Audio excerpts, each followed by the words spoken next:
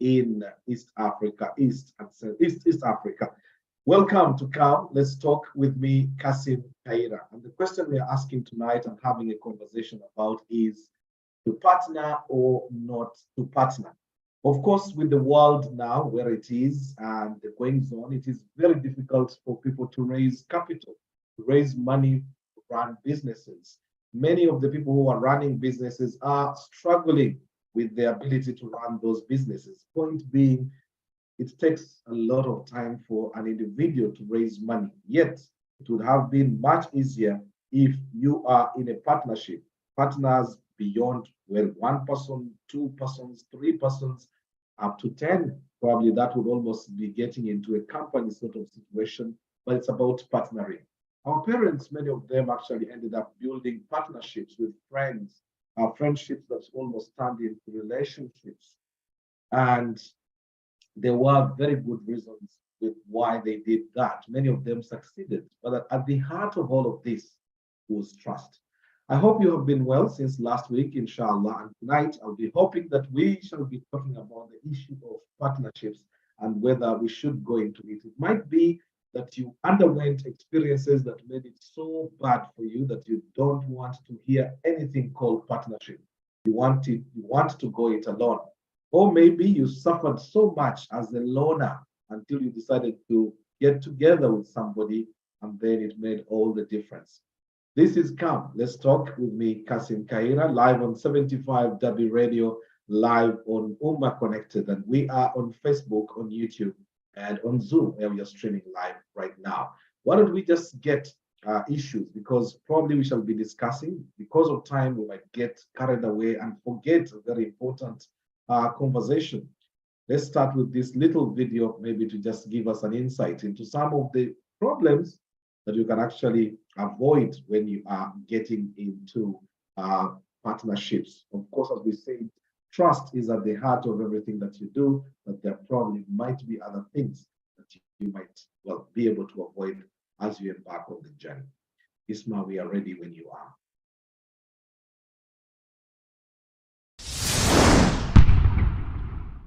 The top 7 things not to do when starting the business. So I got a great question from one of my YouTube viewers, Emil, love you guys, who wrote in to say, Evan, I've been watching your videos for a while now. Hope you enjoyed your trip to Asia. I did, it was awesome. You can watch the videos. I've searched on YouTube and Google, and I always get videos, articles about what to do. I believe knowing what not to do is equally important. Usually all I get is generic tips such as don't grow too fast, but there are no concrete case studies. But when it comes to successful stories, there are specific examples we can learn from.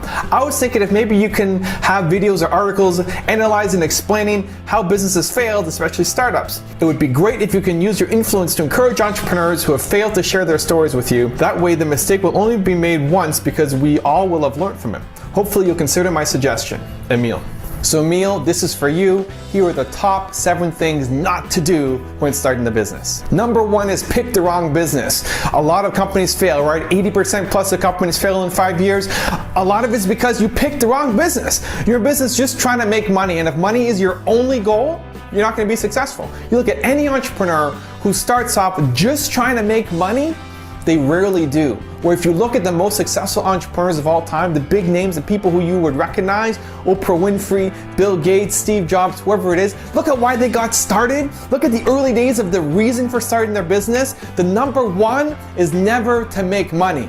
Okay, they want to have a positive impact. They want to change the way something is done. They want to mean something, but it's not just to make money. Now, making money is important, okay? I'm not saying start a charity. You got to make money. You got to be able to support yourself, your family, your community, live the lifestyle you want. Money is going to be important. We're not throwing it away. But it's not the number 1 reason for starting this business. You have to be passionate about what you're doing, and too many entrepreneurs pick the wrong business. Number 2 is make the perfect plan. So many entrepreneurs, before they get started, they want to have the perfect plan, right? You got to have it all lined out. It's got to be 100% perfect, know exactly what you're going to do before you launch. And that holds you back. And this was me, okay? In my first real business, Redisoft, the biotech software company I had, I spent a whole summer making my plan, right? Here's how we're gonna grow, here's exactly what we're gonna do. And as soon as we launched, everything changed because my plan was wrong, my assumptions were wrong. And so too many entrepreneurs get focused on making the perfect plan that they don't start, that they hold themselves back. The best thing you can do is plan a little and start, right? When you get feedback and reaction and customers telling you what they like and don't like, you'll have to adapt anyway. So get that feedback as soon as possible. Don't worry about making the perfect plan, and don't wait until you have that perfect plan, because so many people wait so long that they don't actually take any action at all. They give up on it because they can't figure out the perfect plan. You will never have the perfect plan at the start. So start. Number 3 is spend money. So many entrepreneurs have great ways on how to spend money, right? If I gave you $1 million, you could find 1,000,000 different ways to spend it. Not many entrepreneurs are great at making money. And so stop trying to think about how to spend money, okay? You do not need a website. You do not need an office. You do not need a car. You do not need business cards. You don't need anything. You need you and your hustle to get out there and start talking to customers. Stop trying to figure out ways to spend money. You do not need money to make money. You need to work. You need to hustle. You got to get out there and start talking to people. It takes your time. You got to invest your time, but don't start investing your money. Stop spending money until you're making some money. Number 4 is try to do it alone. You can't do this alone. You cannot do this just on your own. You need people to help you. And whether that's having volunteers or interns that I had when I started my first business, whether it's having people who are working for you part-time. The first guy I hired was for 1 hour a day to relieve some of the work off of me, right? Whether that's having a mastermind group of people that you connect with. I have one that I run here in Toronto where we meet every month to talk about our businesses and help each other out. You can't do this alone. You need to be able to talk to people, have people help you. And we're not spending money at the start, right? Back to the last point, we're not spending money on these people at the start, but you can attract people to you. You can meet up with a mastermind group once a month. You can have volunteers or student interns helping you out. Hey, if you're standing for something important, you're gonna have people coming to you. I can't tell you how many people want to volunteer at my business because I'm trying to do something big and important. You could start that way, but don't try to do everything yourself, because running a business is a lot harder than one person can manage. And if you want to do something big, you want to have a big impact, you want to change the world, you want to have a huge, meaning, and also make a lot of money in the process, you need to be able to reach out and not do everything yourself. Number 5 is jump into the wrong partnership. So many entrepreneurs jump into partnerships. Maybe you met somebody at a hackathon over the weekend. You have this great business idea and there's 6 of you starting up.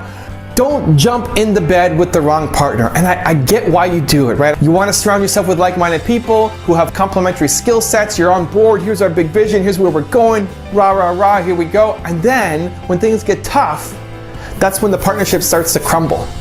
That's when a lot of fights start to happen. Being in a business partnership is just as important as being in a marriage, right? You got to think about these people as, I'm going to get married to this person. Can I live with that, right? You're seeing them how many hours of the day, right? You're seeing them probably more than you're going to see your husband or wife during the week.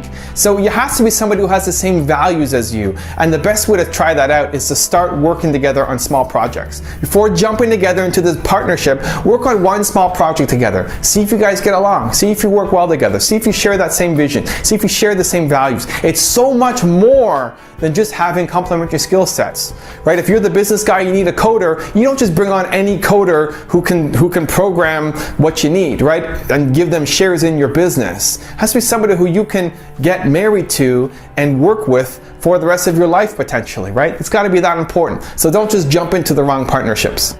Number 6 is operate in a bubble. So many entrepreneurs, and myself included, we try to figure everything out ourselves. And I wasn't investing in myself. I wasn't learning to try to get better. I remember with my first business, I was earning $300 a month and surviving on beans and struggling and trying to put up a good face for my friends because I was supposed to be the guy making it big and doing well. But meanwhile, I tried everything that I knew. I was failing. I couldn't afford anything. I couldn't afford a night out to have beer with my friends. And the strategy that saved me was modeling success and looking from the strategies of Bill Gates and how he started Microsoft, applying that to my company, and that helped me start to grow. And if I never looked at what made Bill Gates successful, I probably wouldn't have been able to make my company be successful, because I actually told my partner that I quit. Like, I was so stressed out, I was so tired of not making any money that I wanted to quit and do something that I felt would be meaningful and I would feel valued in.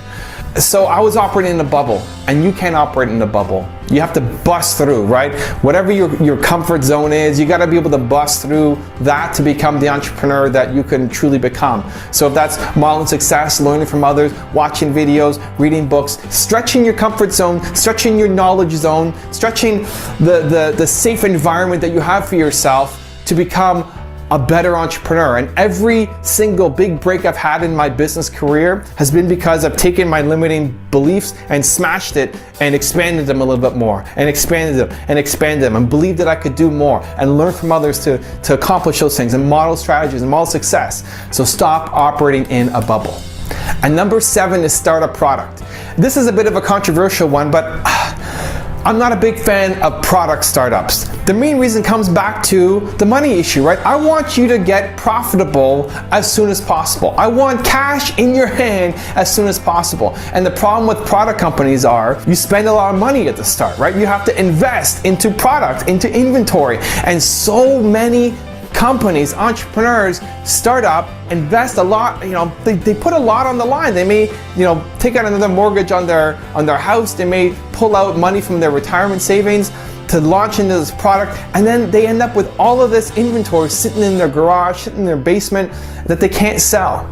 And so many product companies fail because they picked the wrong product. And it's so much easier to start in a service-based business, because you're not investing anything except your time. You don't need to invest any money into a service-based business except your time. And what that does is allows you to get close to your customers, allows you to refine your message, allows you to refine your service, because the service you go in thinking you're gonna do is not the service that you end up actually doing. It will change, right? Go back to the point about planning. It will change, and it's so much easier to be flexible in a service-based business, to figure out what your offering is gonna be and then launch into a product, right? Get some cash flow coming in.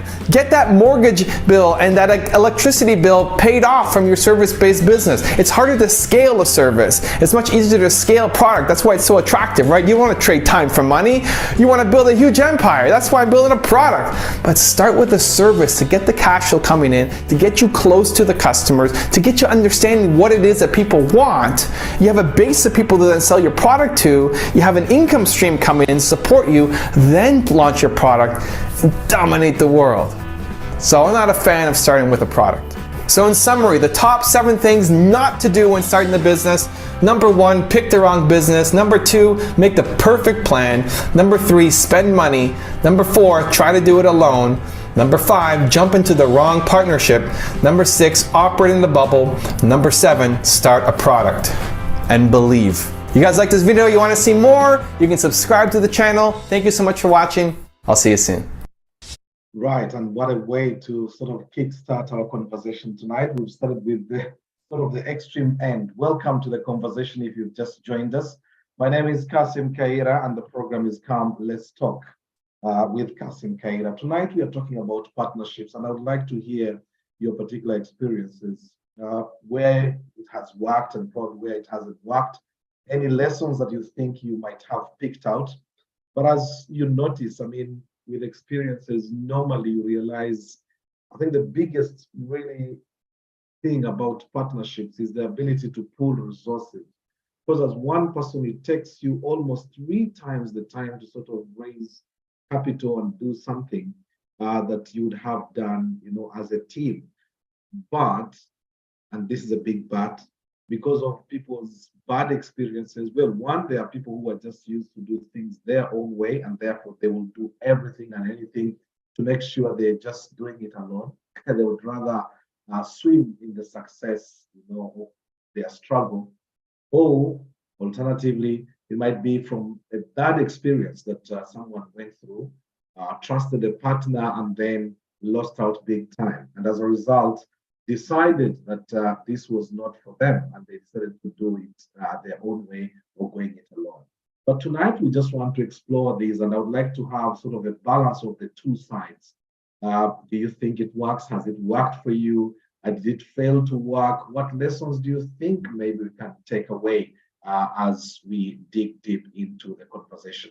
Of course, the program, as usual, goes with you. It is you who make the program what it is, and it's your experiences. It's the kind of things that we discuss here that help us to build up a better picture of what it would be. And let me just start you off, because I realize I compare nearly two businesses, and I see, as the farm, I embarked on farming, and I almost went it alone, because at the time, even my own spouse wouldn't be understanding where the vision was, just in terms of the farming business and the benefits and the potential that was in there. I poured a lot of money in the process, because remember, you are alone. When you are alone in the process, you're sort of advising yourself, you're going it your own way, you're going onto YouTube, searching on videos and doing a lot of research. In fact, in my build-up before I left the BBC, I had spent nearly 3 months of busy internet, YouTubing, Googling, just going through everything that I thought I wanted to do. But make no mistake, even with the best research, even with the best feasibility study, reality is different. Once you get onto the ground, you start facing certain realities that you won't find in a book. Things like, interpersonal relationships, things like the corruption at local authorities, which someone won't write into a book, for example, how you have to relate with that, where you will notice that you're buying an acre of land for 8 million, and that's what you think you've carried with you. But there is money for the LCs who are going to come and, be party. Sometimes they were asking for 10% of the actual purchase. And if you didn't know how to negotiate your way around that, you would end up spending a lot more money. Now, these are all realities that come in once you get onto the ground, you start digging deep. But the moment, I struggled, put things on the ground, things start picking up, but they are relatively slow. But the moment my wife felt that she joined, she picked up interest in this, suddenly things change. You start moving at a speed that is abnormal. It is not just about money, it's about ideas. It's about, there are some people who are very good as thinkers, but there are other people who are very good as implementers. Now, if you get a combination of the two, you are the thinker and then you have someone to implement, project runs pretty fast. The Banyarwanda have got a popular saying which goes,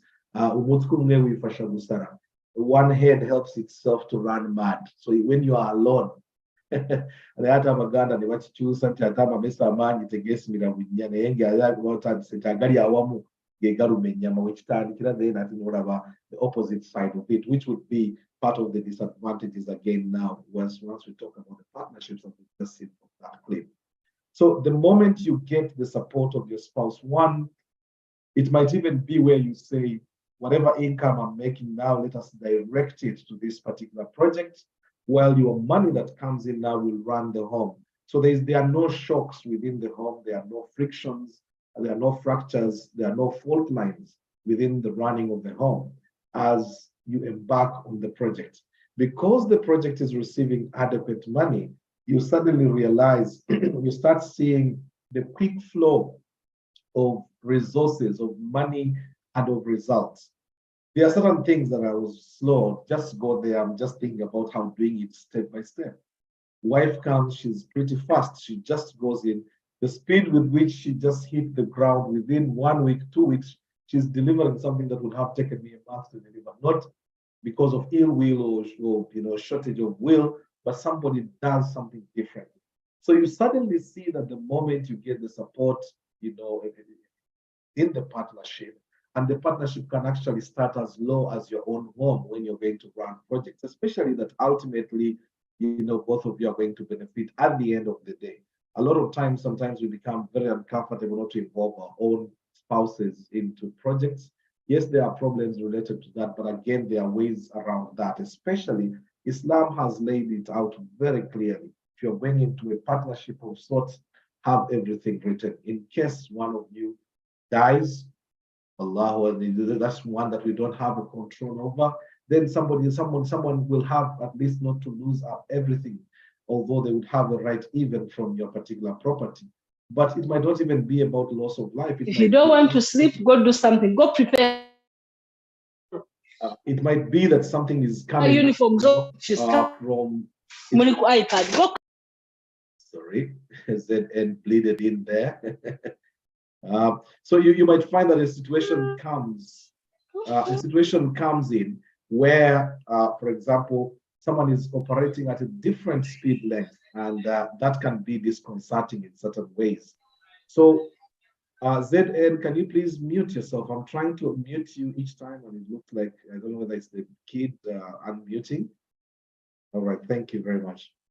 Yeah, so the moment you get, the support from within the house, you suddenly realize, it brings in a difference. Take it away from the home and it goes outside now. It starts probably with friends.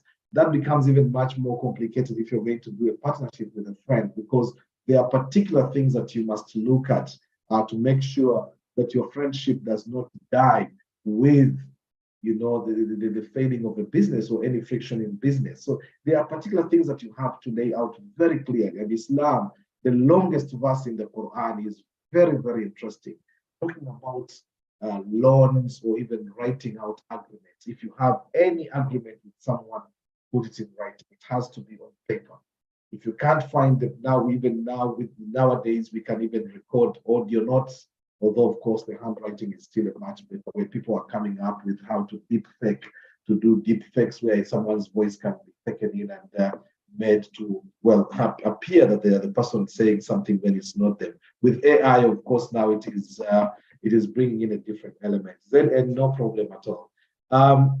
So tonight, I would like to hear your experiences. It would be interesting just to hear, where we come from with the partnerships. Would it be better? Have you had a bad experience? It will be very, very interesting. AC, you are the first person into the class, and I'll just tempt you. Probably it might be an idea. You might not be running a business. It doesn't matter. It might be that you are probably considering starting one.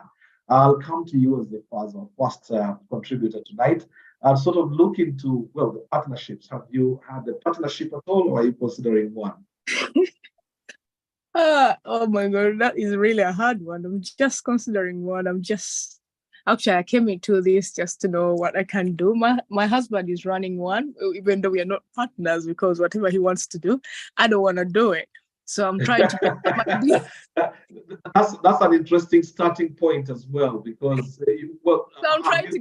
I'm trying to get ideas, and then I see how I can help him. Even though I give him ideas, he doesn't want to listen to my one. He was like, no, I'm doing this, you're doing that, I'm doing this. So I'm trying to listen.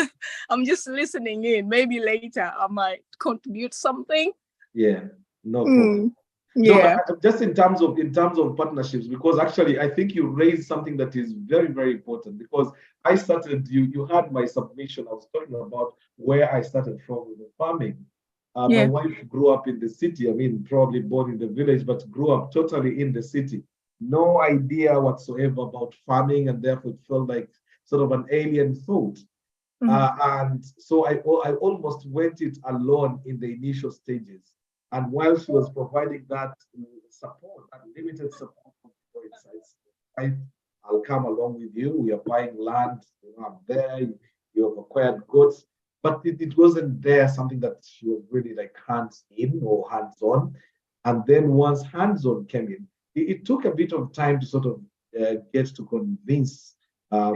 And then she started seeing the business sense of it, especially as how quick, it is possible to sort of market the products that I was dealing with, which was livestock. So looking into your husband's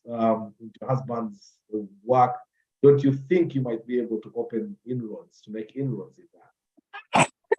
I don't know yet. I missed that part because I ran to go and pray because Maghrib had started. So I missed that part when you talked about it. So right, okay. Yeah. So I'm just following in, to catch up. Yeah. All right, no worries. Thank you very much. So let's just widen the net now. Fazil, I come to you. Assalamu alaikum wa rahmatullah. Hey, wa alaikum assalam wa rahmatullahi wa barakatuh. How are you, Sibu? I'm fine, sir. How are you? Alhamdulillah. I can hear you laughing already. You've been listening in, bleeding into our conversation in the background there. Yeah. Things, are quite relatable. Most of the things that you say, having grown up from a big family as well. So most of the things that you mentioned, they are kind of relatable, especially if you've looked for a job back home in Uganda and stuff like that, And then also coming over here. Yeah. So yeah. Your father was a businessman, from what I gathered from the conversations we've had. Indeed, he was. Yeah. And was he a person who was partnering with other people? Was he a lone doer, a lone wolf, as they say in Wall Street? Yeah, my dad was more like of like a person who is a jack of all trades. He never started to go so far, but like the Hajis or the Muslims that grew up in the 70s, there in the 60s, during the Idi Amin era, he made most of his money from magendo, but not in what do you call it, in a criminal way, but in more of a jagu. I don't know what you call that, because he would buy the mafuta. They would buy mafuta somewhere along Nalukolongo there, and then they go and sell it at a higher price and stuff like that. So that's how he made his money. Then from there, he went to Mulago. There's an Indian doctor who he worked with, and he learned how to inject people with okobako wemso. So, Yes. so then by seeing because I think my dad stopped in senior 3, but he would learn, like he would speak English, he would speak Swahili, he would speak Luganda, and so many, like he was a street person, but a very, very religious guy. But then, sorry, not guy, gentleman. But then he went to Mulago. He learned a trade from an Indian doctor, seeing the medicine he's administering and stuff like that. So he also started treating patients, and then they started to call him half doctor or something like that. Now later on in life, when things didn't work out, in his other ventures, he started the pharmacy around Nakivubo area there. And then when the pharmacy failed, he made a bakery, and then we ate the bakery, unfortunately, because we were eating the bread and the donuts. And then he was into farming, and the only thing I remember partnering with, he partnered with some gentleman called Haj Chita Simba. Haj Chita Simba is one of the men, I think, who was the first person to deal Was it Chita spare Simba parts. of spare parts? Yes. Yeah. Right. So my dad worked with, Chita Simba employed my father. Yeah. And Chita Simba left for exile. He left my dad in the shop. And then when Obote's men came, they thought he was Chita Simba, because they thought Chita Simba was, supporting the rebels, the Muslim guys. So they arrested my dad, and then he was taken in the dungeons somewhere in Serena, somewhere there, I don't know where. And he was it was the Nile Mansions, it was called. Yeah, the Nile Mansions, something like that. Because I was born in 1989. And I was just lucky that someone knew him from the Nile Mansions, and they, Nebamuta. But he was going to the gallows, literally he was supposed to, because they came for him at home. They said he had a gun. They planted the gun on him and stuff like that. And, this story my mom tells me. And then afterwards, he was released. And then that's when I was born. So, yeah, I find a lot of relationship, Fazil. I find a lot of, I can relate with your dad in a lot of ways, because when we went to Chankwanzi, I think it was 1992, for military training, this pre-university military training that had become compulsory. When we got to Chankwanzi, it was very difficult getting into the first drills of military training. It was tough. Yes. But they were looking for people with skills, and I managed to peep and follow up, and I managed to learn how to inject. So I ended up working in the military clinic. I was the person injecting. I ended up becoming doctor. So when you talk about your dad, doctor in Mulago and ending up injecting, I see a kind of relationship. But my dad as well, I mean, he led a couple of people. He didn't become as rich as the people that he led. He showed the way. Yes. My dad, for example, introduced Donat Kananura into the Democratic Republic of Congo, which was then the Congo. He took there with the 2 other men. And you see how many buildings now Donat Kananura, all Yes. in Kampala, how wealthy he became. That whole Nachibumo, that whole Yeah. area there. That's almost entire. Shauriako is almost entirely, belong to this man. And much of his wealth came from Congo, where my dad actually took him and introduced him there. So it wasn't like a partnership, it was a friendship. Yes, a friendship, yeah. Let me take you and introduce you, but then someone comes and they are sharp and they are able to exactly, yeah, being sharp a lot more than the person that they have brought in. But he was a people person. He tried lots of like partnerships. From your dad, it looks like he was also having kind of partnerships around. Yeah. Personally, no, the issue about partnership, what I have discovered personally running, because I run a cleaning business over here, but I've been running it for close to 6 years now. But what I've found is it will be highly unsuccessful if at all you partner with someone who is not passionate about what you do to some extent. You'd rather employ someone to do a job for you, the thing that you said, where you have the ideas, then you have someone to implement. If the person implementing is not passionate about your vision or what you're doing, or they don't get it or they don't understand it, the partnership most likely it won't work. The best way forward, to me, my understanding would be either to employ that person to do particular tasks for you, for example, to implement something, or if at all you want to market your product. Because I've always tried to speak to some fellas and I'm like, hey, there is an opportunity here in cleaning. This is how we can scale. And you lay out the entire plan for them. But it's like you're speaking to a wall. Like they don't get anything out of it. Because, no, surely. Because for me, like I've told you how I started, at least I know the marketing bit of it. I know how to get the clients. I know how to get the jobs. But then as an individual, you are limited in what you can do. You reach a point whereby, where I am here, I need someone extra, to if I want to go to the next step, or if I want to scale, or if I want to bid for much bigger projects, or if I want, for example, to bid to government contracts and go to such and such type of things. So you need like to have a team around you to some extent. I was speaking to a businessman, a customer of mine I was working with, and I asked him a question, what's the biggest challenge that you face? He's like, biggest challenge is dealing with people, today.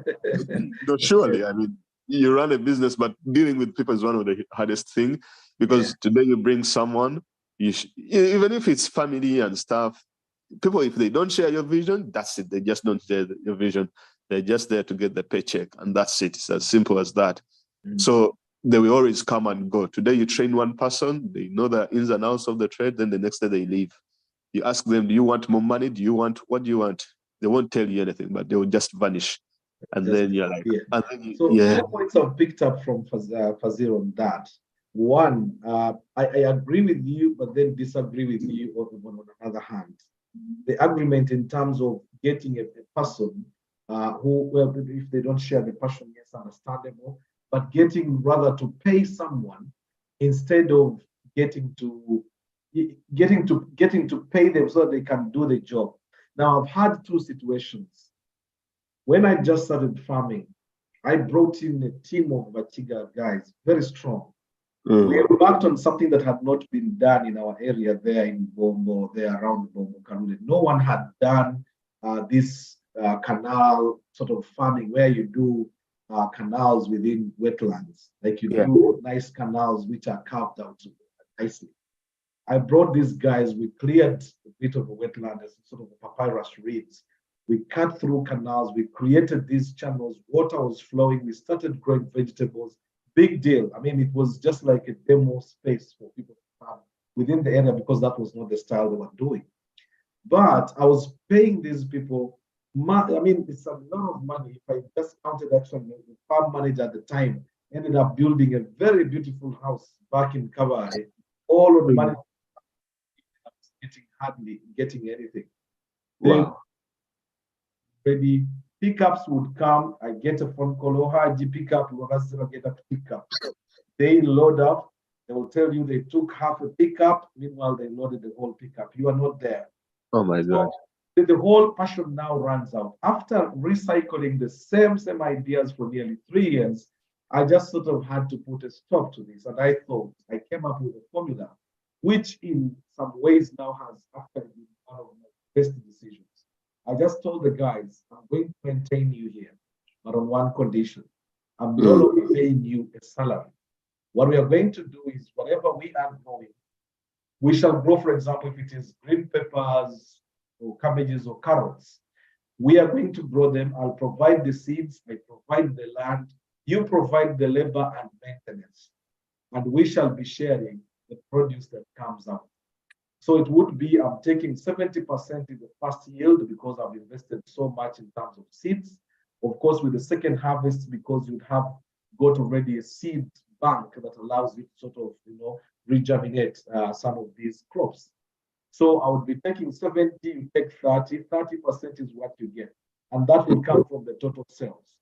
Now, because there was an incentive and they were looking to make sure that that 30% counted, because in the other way, they would even sometimes not care. Some of the cabbages would rot in the land, because ultimately they know, come 15th Haja, come 15th Haja, because I would pay like 2 weeks before the end of the month. So this transformation after very nasty experience, like going, you can imagine 2-3 years is a long time when you're spending a lot of money. This is a couple of seasons, especially. And you had no supervisor, like you had no farm supervisor. The very supervisor was the problem. He was part of the problem. That's what it was part of the racket. It was part of the racket. But the moment the thing went to 30%, because the idea was first yield, you take 30%, I take 70%. From the following yield, it will move to 60-40. So that then I'm taking my 60, you're having your 40.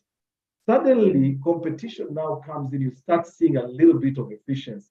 That's why I was saying that I would agree with you on one hand, where you're going to pay someone to do it. But I've realized increasingly that one, it cuts the pressure, because now I had 5-6 people to pay a salary. And the money that was not coming in because they were mismanaging it. The moment we went down the route of 30%, they had to make sure that the 30% was worth 30%. So the more the production, the bigger the 30% would be, if you see what I mean. Yeah, I see what you mean, but I think it also depends on I think it also depends on the business that you're running. Okay, no, exactly. That's what I was saying, that I would agree with you in some instances. Okay. And in another instance, it would be different, because this worked. In another situation, it might not necessarily work. You just have to go down the route of your salary, but I'm going to pay you on the basis of what has been delivered, because that was a different business. So because like I had I run a YouTube, like I was running like 3 or 4 YouTube channels, right?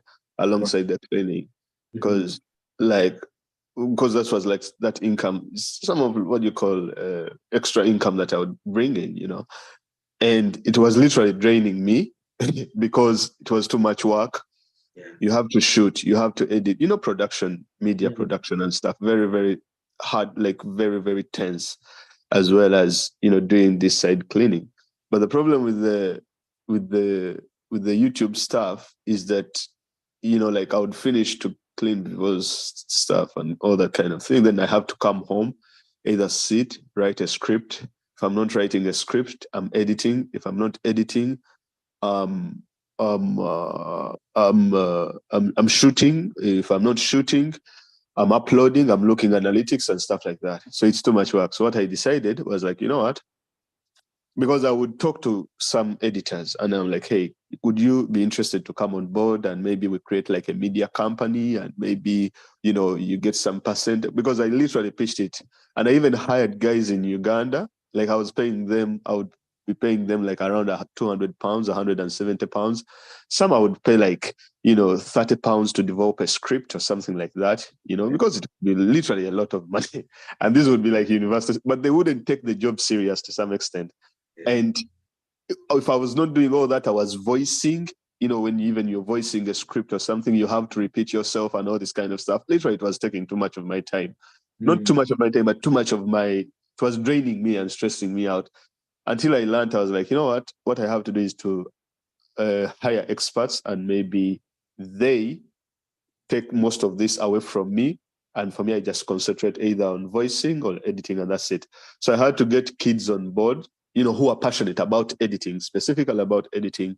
And then you develop the script, you shoot, and then you send them the work or you voice, and then they do the editing. So editing that would literally take me a week, I would cut it into like 2 days, and they would be done. And then I just tell them, polish this, do this, do that.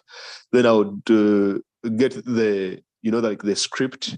So I would hire people on a script by script basis, because these people were not willing to come on board to start it as a media company because they did not share the vision, they did not understand. And I was looking at a company where you have different levels of, that's a company that has different levels of skills and management, because some people might be interested in editing, the other one, a writer, might not know anything technical about shooting a video or voicing or doing a voiceover or anything of that sort. A voiceover artist might not know anything to deal with script writing and stuff like that. And they're not even interested.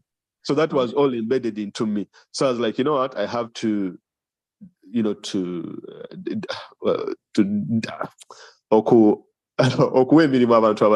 to what do you call that word in English? To delegate, yeah.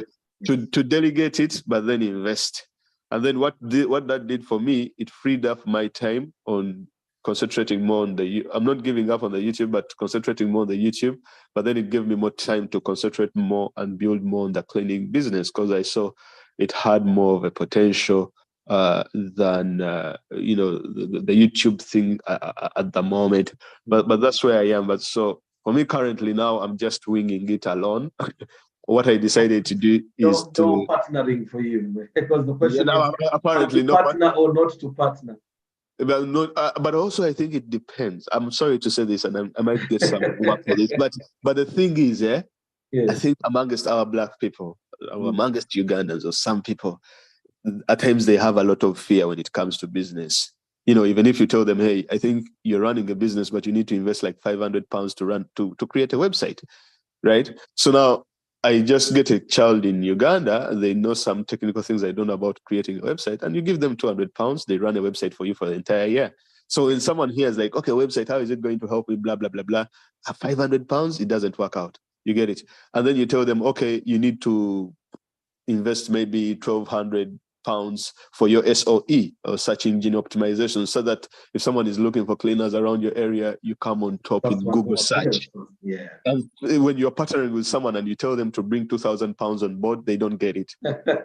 You tell them that you need to create a YouTube channel, or a TikTok videos and stuff like that, so that you can create tips and stuff like that, which is some sort of marketing, or you write a blog or things like that, they look at it as hard work. But on the other hand, if you get these, white guys, to some extent, I find that some of them are risk takers, and they are willing to throw anything in. But I'm not saying that there are not people amongst our community who are not risk takers. Unfortunately, I haven't come across any at the moment. And I'm sorry about that.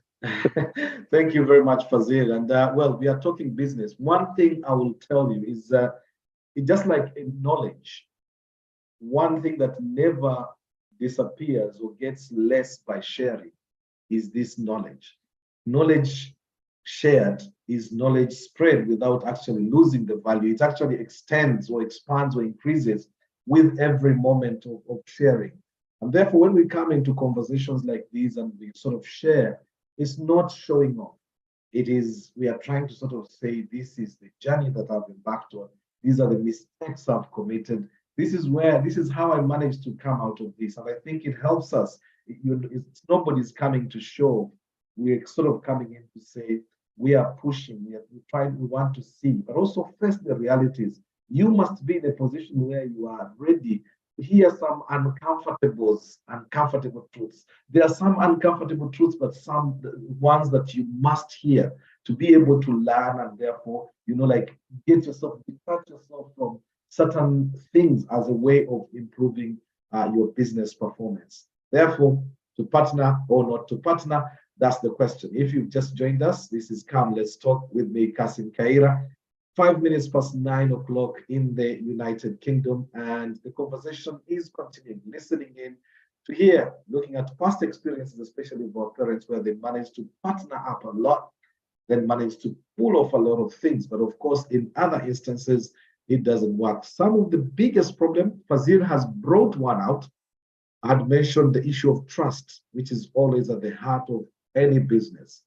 But Fazil adds another one, which is the unseriousness, lack of seriousness, especially and unfortunately so for Ugandan community. Not so much for people who have come abroad, but because that's the sort of a malaise that we carry from home and sort of move with wherever we go. It seems and tends to follow us. But the people back home, the lack of seriousness, you get into a commitment. The one painful thing that really gets to me is how you sit, you get a concept, you devise a concept, you think about a project, you go through the details of what needs to be done, then you go to the ground and try to sell it to a person who is going to be finally implementing it on the ground, and you're not of the same mindset. Let's widen the conversation. Hajat Sir, I come to you. Sorry to bump into you, but yes, this is the conversation, to partner or not to partner. You might have had your own experiences. Good to hear from them. Assalamu alaikum wa rahmatullahi wa Wa barakatuh. alaikum salam wa rahmatullahi. Well, I did partnership, not that I contributed in capital as in cash. With my husband, we ran a business, a hotel business, which was quite successful. And it did go well. He was the managing director, I was the director. We had our hotel around Bakri area, ran a hotel, and it was quite successful. But I think it was because I never knew that was yours. Okay. yeah, that belonged to me and my husband. So it was a very successful business, and many others. He was into road construction. I was the director, and he was also the managing director. But it was like him giving me part of the cake. I did the bookkeeping. I was the chief accountant, and made sure the salaries were paid on time, and the business ran quite well. So I would say if you got someone who is trusted and someone you trust yourself, then things can be, good. They will be operated very efficiently and effectively. One thing I know that you did, Hajat Sarah, sorry to come. The businesses that you did, when you were establishing a business, say the hotel, for example, as you're establishing the hotel, would you sit and say, these are going to be our terms of reference in terms of running this, or it would just be, we've started the business and we just go along and see how it works? How would you set out? Because some of the advice that comes from business advisors is that as you're establishing such a business, have a lawyer to hand to sort of lay out, what is what. Did you have such formalities, or it was an informal arrangement? We had the memorandums of association, and those were drafted by the lawyers because it was they were big businesses. So we had all that kind of paperwork in place. And like you said, well, I was just lucky that he would portion stuff for me, like someone, our husbands have not just one wives. It doesn't matter whether he didn't have the other ones around, that he had divorced them, but we still had children. So he made sure that everything was put into good writing. If he was there, if he wasn't there. Unfortunately, by the time he died, the business had died. Well, there were also problems that came up. Yeah, but it's always very good to put things in writing and getting ideas from both parties who are partnering. I think it's a very, very good thing. Yeah, he only worked with me, and he never worked with other people because of the lack of trust. I think he had done businesses before with other people. He was once into Honda. He had partnered with the Honda guys, and they used to bring the motorcycles. And that didn't go very well. So it phased him in that direction of getting other outside partners.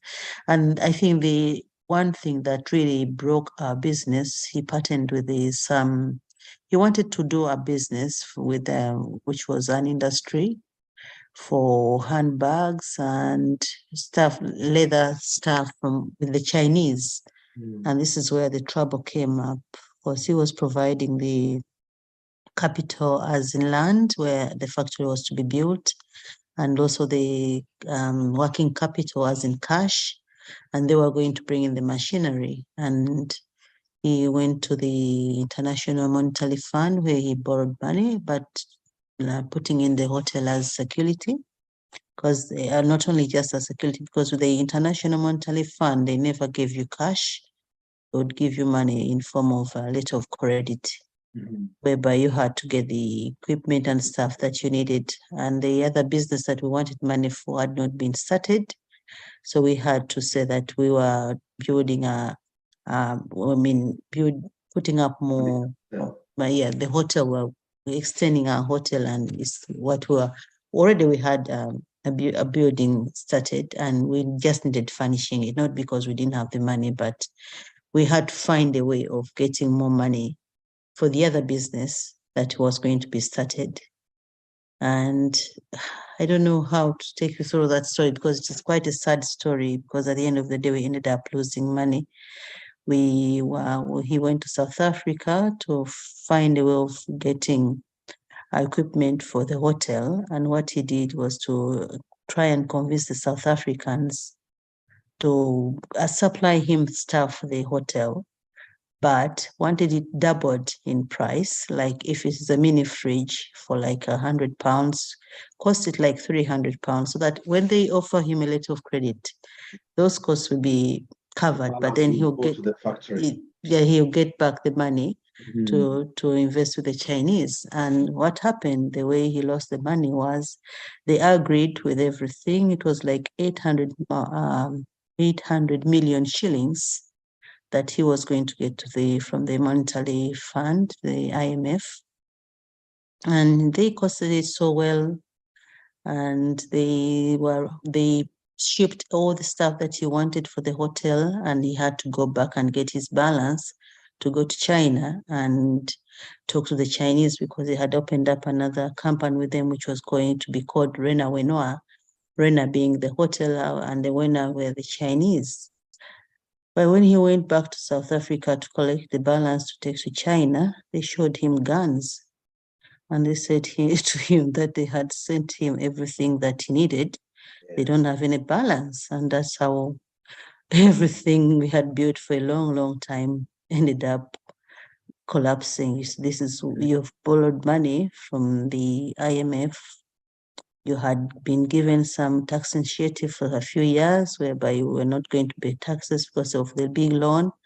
By the end of the day, all the money you have borrowed, you have not used, it's been stolen from you, and yet you have some interest on top of that to pay.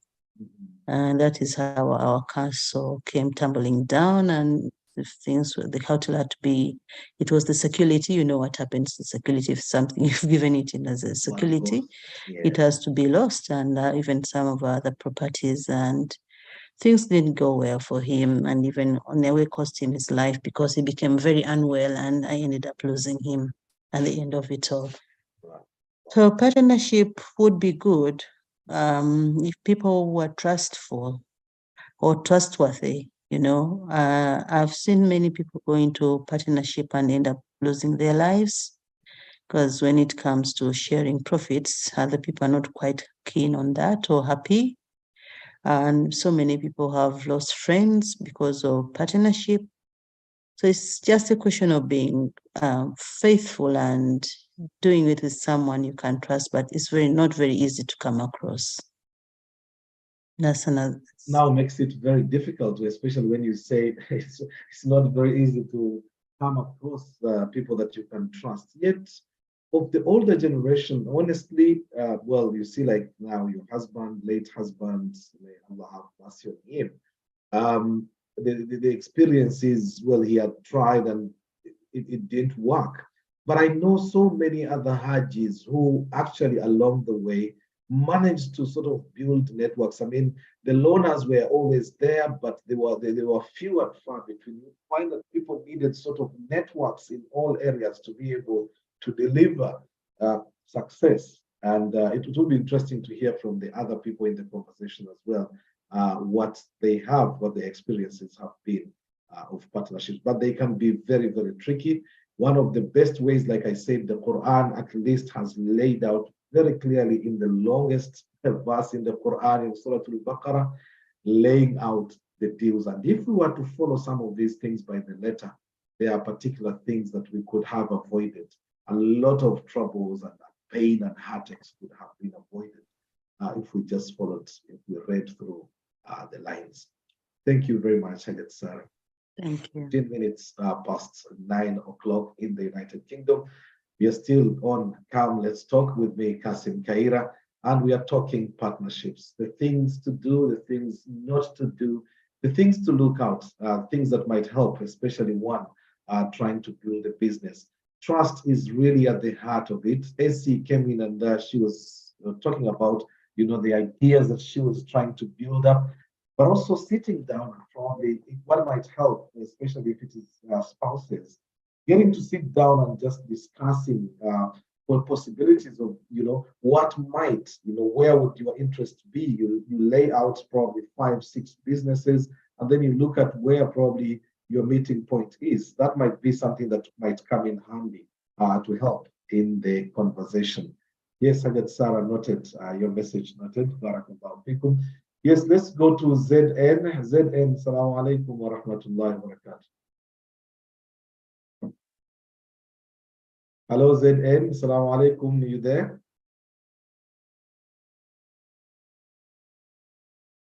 ZN, you had unmuted yourself a lot. Now you've disappeared. Let me go to Mariam while ZN gets ready. Mariam, Assalamu alaikum wa rahmatullah. Hello, Mariam.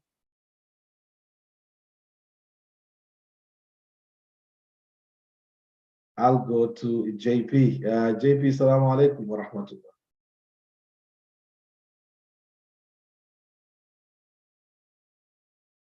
Hello, Jaden, are you there? It's all gone very quiet now. Very uncomfortably quiet. But Ismail, just get our second clip there while we get our people to get in the right mood. Yes, let's have our second clip, please, Isma. It's the partnership mistakes again, because this was mentioned. I'm sorry, I can't speak now. All right, ZN noted. Thank you very much. Yes, Isma, if we can have the clip, the pros and cons, the partnership mistakes 2. Yes, please. Yeah, that's the one. Thank you. Partnerships in business can be the best thing that ever happened to a company. Without knowing how to organize the partnership and how to manage it, it will fail, no matter how good it was at the start. Several of the fastest growing, most fun companies that I've ever started have been with partners. Now, it wasn't always 50-50 partnerships, but no matter how much stock they owned, I always treated them like an equal partner, because when you have 2 or more minds working together towards the same goal, you can achieve amazingly fast results. So if you're in a partnership, it's your job to set up some basic rules that keep that partnership strong.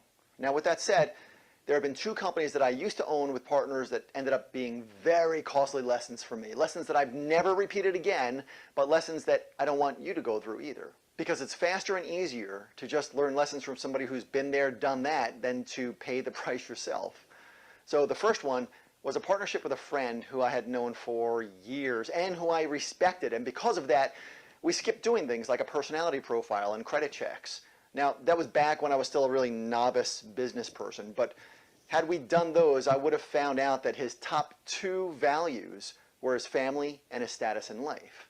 Now, I'm a big believer that your family should be one of your top, if not the top value in your life, but because he had those 2 values on the top of his list, the very first year of us being in business, after we agreed to reinvest most of our profits back into the company to help it grow, he went out and he bought a brand new luxury sports car and a new house for his mother. And by the way, his previous car wasn't really in bad shape, and his mother's place was pretty damn nice. But he needed to see growth in his status. And that caused him so much stress that he went out there and started a new bank account, and he funneled a portion of our company revenue into that new account. And that didn't last long, but it happened. And I had to walk away from that business fast. I mean, super fast. I literally gave him everything, and I told him that if his family really needed the money so badly, they could have it. Because the time and the focus it would have cost me to deal with that in any other way would have been damaging to me and me getting my momentum back into another business. And I was right, because I grew my next company within a few months, and now flash forward almost a decade, because this happened like almost 10 years ago, flash forward almost a decade, and today his business is still struggling, and he still gets a new car almost every single year. Now the lessons in that one was, number one, always do personality profiles on a potential partner so that you both know each other's strengths and weaknesses. And also run a credit check so that you can see the financial track record on each other. That'll give you massive insight into that side of the partner, right? That side, the financial side of a partner, which sometimes it's their dark side, put it that way. And if that's a friend, I guess the third thing on there would be, if that's a friend that you're going into business with, it's even more important not to skip those steps. Now, the other partnership that I went into that was, not that great for me was with a team of people that had a great reputation in their industry. And I knew their company for a long time, and I watched them grow, and I knew that if I just plugged my core competencies and my relationships into their model, that'd be a game changer for that company. The challenge was that even though I knew that company, I didn't know each individual partner well enough. And I didn't do background checks or psychological evaluations. Now, had I done that, it probably would have saved me several $1 million, because basic psychological profiles uncover stress points that people have that might not be a challenge in your life, but when that other person is faced with pressure in that area of their business or that area of their life, it's literally crippling to them and crippling to you as a partnership. And a basic background check uncovers actions that someone may have taken in the past that throw up a red flag for you. And although there's no one test or checklist that you could do on a partner or an employee or whoever, you should have a basic list of tests that you both you and your partner are totally open to completing, so that you both know how to communicate with each other and what you might expect from the other in good times and in bad. Now, we use a variety of tests for candidates for employment, as well as our covered employees, to evaluate if they're ready to go to the next level in our company, but also with potential business partners.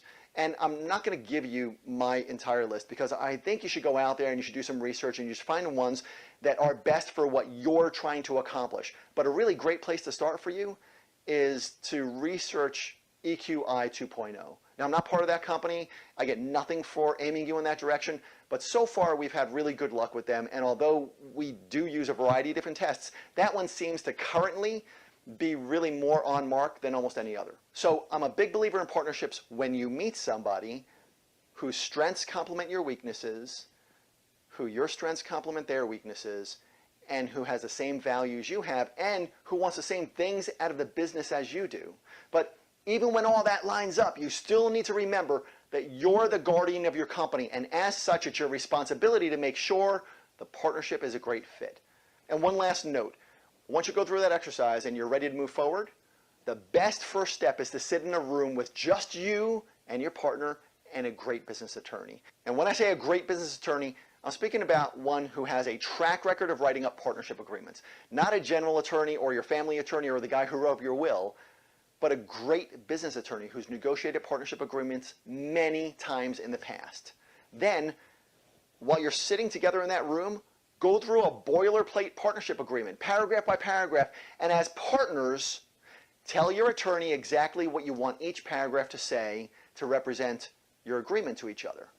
And in the agreement, be sure to include an area, and this is real important. Make sure you include an area that lists your core competencies. I don't care if it's 1, 2, 3, 4, 5 things. What are your core competencies? And then in another area, what are your partner's core competencies? So that if there's ever a dispute in either of those areas, right, either of those categories, the partner with the most experience gets the final vote. So for example, if you've negotiated the acquisition of 2 or 3 other companies in the past, and your partner has never been part of an acquisition, then if there's a dispute while you're trying to acquire another company, you get the final vote because you have far more experience, and it's in that agreement. Documenting all of that at the start of the partnership is one of the smartest things that you could do. And getting it done in one day in a room with your attorney will save you a lot of time and money and frustration. No matter what stage of growth you're at, Fantastic. we all need an unbiased well, I opinion. think that actually is quite an insight, provides quite an insight into, I see the excuses are received in the chat room.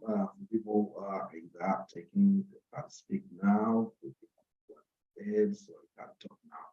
Yes, I think we get a few insights here, adding to the kind of conversation that we've just had already with the previous speakers, Fazil and Hajat Sarah in particular. You see the elements that are coming in whenever you're starting a partnership, getting to sit down with an attorney who is experienced, not just any lawyer, but an attorney that is experienced in business law. Because then what you're doing is you're establishing those particular grounds. One thing that I've also picked up from this that is very interesting is looking at each other's competences. You know your competences, then you see your partner's competences. You look, because then it provides strength, because your weaknesses must be the other person's strength. The other person's weaknesses must be your strength. That way you sort of pull and push each other up. And that's the best way actually to sort of get into a better partnership. But of course, it may be that some people have had nasty experiences with partnerships, as we've had in some instances. It would be good just to hear your personal experiences. Why? How has it been? Are you the lone wolf? Are you the person who just goes it their own way, alone, not frightened, but alone, because probably you are not used to working with people? All I've said is the establishment has been, it takes you double the time, double the effort, probably double the money to be able to get to where you need to go, especially if you could have done with a hand. Of course, it depends on the type of business. There are businesses where you won't be able, it has to be you by yourself. You need to struggle your way out. But there are other businesses where partnerships actually become quite crucial and critical. JP, I'm wondering if you are available now or you're still tied away. Hello, JP, are you there? Hello. Okay, let's try iPhone. iPhone is hiding in iPhone. Hello, iPhone. Hello, iPhone. Hey, Rabbi, this is too much silence. I see Nus. Is it Nusra? Is it Nus? Please. Assalamu alaikum. Wa alaikum salam, Sheikh. How are you? Alhamdulillah. And how are you? Good to have you. I'm sure you've been listening in. I could see you were there from the time you arrived as the conversation was flowing. Today we are talking partnerships. I wonder if you have a view on partnerships. Have you been into a partnership, or are you considering one?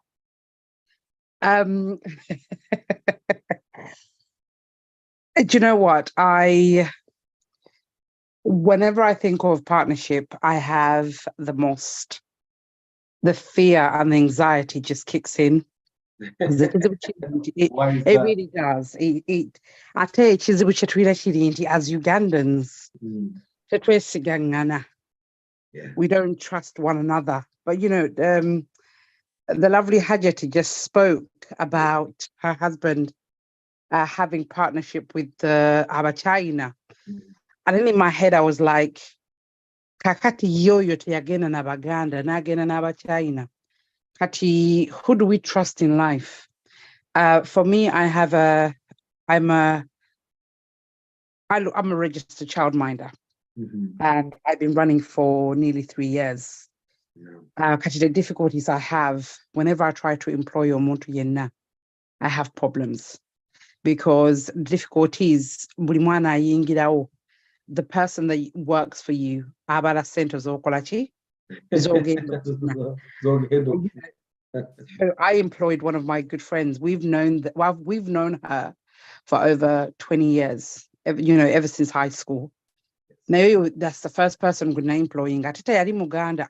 When I'm employing her, she was so bitter when she left. She only worked for me for 4 months. Now one day she looked at my app, because all my businesses are all on an app.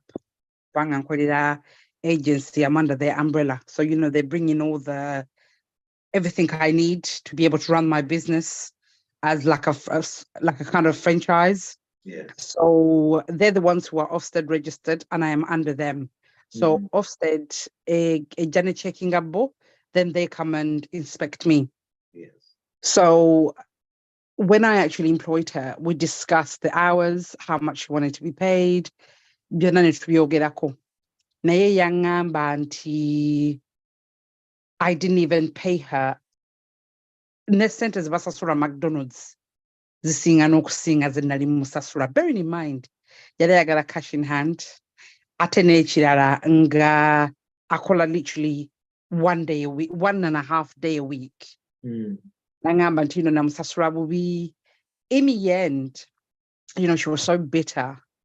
Because I where I live, so she reported me to my landlord.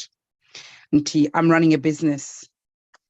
And then I had to battle, dealing with my landlord. My landlord was like, listen, you rather shut down or you move out or get off another building for you to be able for you to be able to run your business. Yeah. So I had to literally go to my MP. So my MP fought for me and I was able to stay. But now I have to fill in forms to get permission. I have to show that Council Yanzikid is Okola as a childminder. I've got to show that I've got Ofsted registered.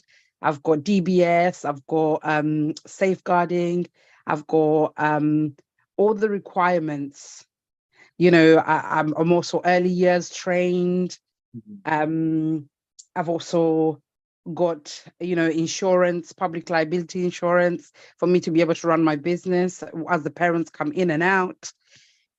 It's quite intense because saying that you're opening that kind of worm, yes. I will not be. So for the last few months, the anxiety levels I have experienced dealing with that side has been immense.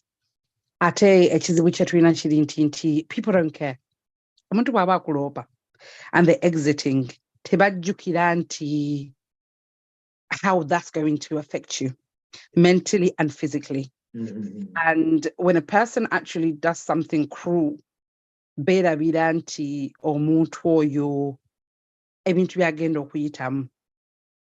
and so for me at the moment right now, I'm able to offer, like, for example, funded hours via the government. So basically, when you're a childminder, it's 1 to 6, just like the nurseries. So when you actually get somebody in, you can do 2 people. Yes. But bringing somebody on board, chicha nemi, chicha nzito werera. Did you lose that friend as a result of the bitterness with which they left? You know what? Yeah. I first of all sagala conflict. Ate n'ekirala siyomba n'abasiru. Bagamba asirika takola ki? So that is the motto I go by. Wallahi when mula mu luguudo, I'll say, hey, hi, and I walk on. Siteekawo that gundi nti, by the way, gwe nkunyigidde nedda. For me, I'll tell it to you because one day, because for her, she left. Natansiibula. Lumuna gamba bugambi, I no longer work for you. Kubanga I'm too stressed. I'm too this. I'm okay, no problem. Era lumu ya meeting 2 months ago. Nangamba, I'm really sorry. Nakuleka mu a mess. Nemulaga email je nafuna for my landlord. Yeah. When najimulaga natya nnyo nagamba kakati, what's going to happen to me? Kubanga kati ndi ku benefits. Kati aba job center banakubuuza about me ogenda bagamba nemugamba listen, at the end of the day wali ondoopa bye twali tobirowoozaako. Yes. And it's a lot. It's a lot. Katinze, for me, I give her I'm distanced because she doesn't live very far from where I live. Nayenga, I say hi and I do what I've got to do and I keep it moving. Just like that video, when it comes to partnership, just like the first gentleman said, ntino bwemba temuli ku page yemu ate omuntu altabeera passionate about your business, ebiseera ebisinga omuntu agamba whether it's your business, whether it's not mine, kati yeeyo attitude gye baleeta mu kintu. Unless omuntu akiteekamu ssente, awo lwakola ki lwakirumirira. Naye bw'atakiteekamu ssente, wallahi ne bw'okola otya ajja leeti. They don't care, because at the end of the day, it's your sweat and tears and hard work that you've put in. As far as they're concerned, they're doing you a favor. So from what I'm hearing as well, I would have imagined that my best friend would be the best person to sort of hang around and work around.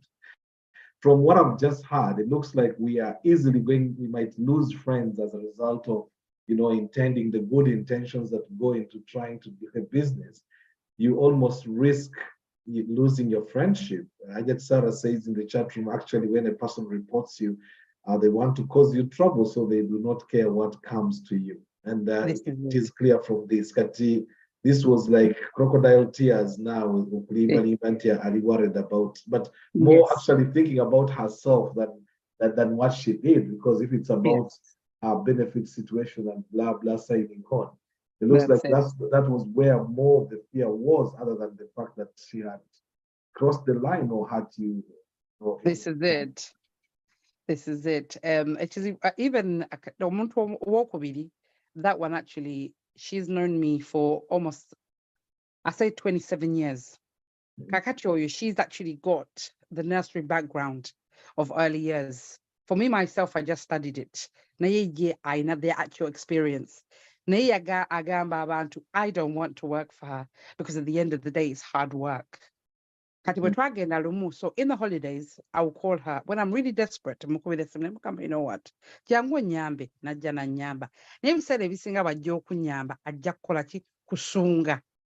Like, how much problems is she having now? Honestly, or your mommy wange ya mungamba the first time she met Nagamba, she's jealous of you. But at times when you got a friend, oh mommy, but not how do you know?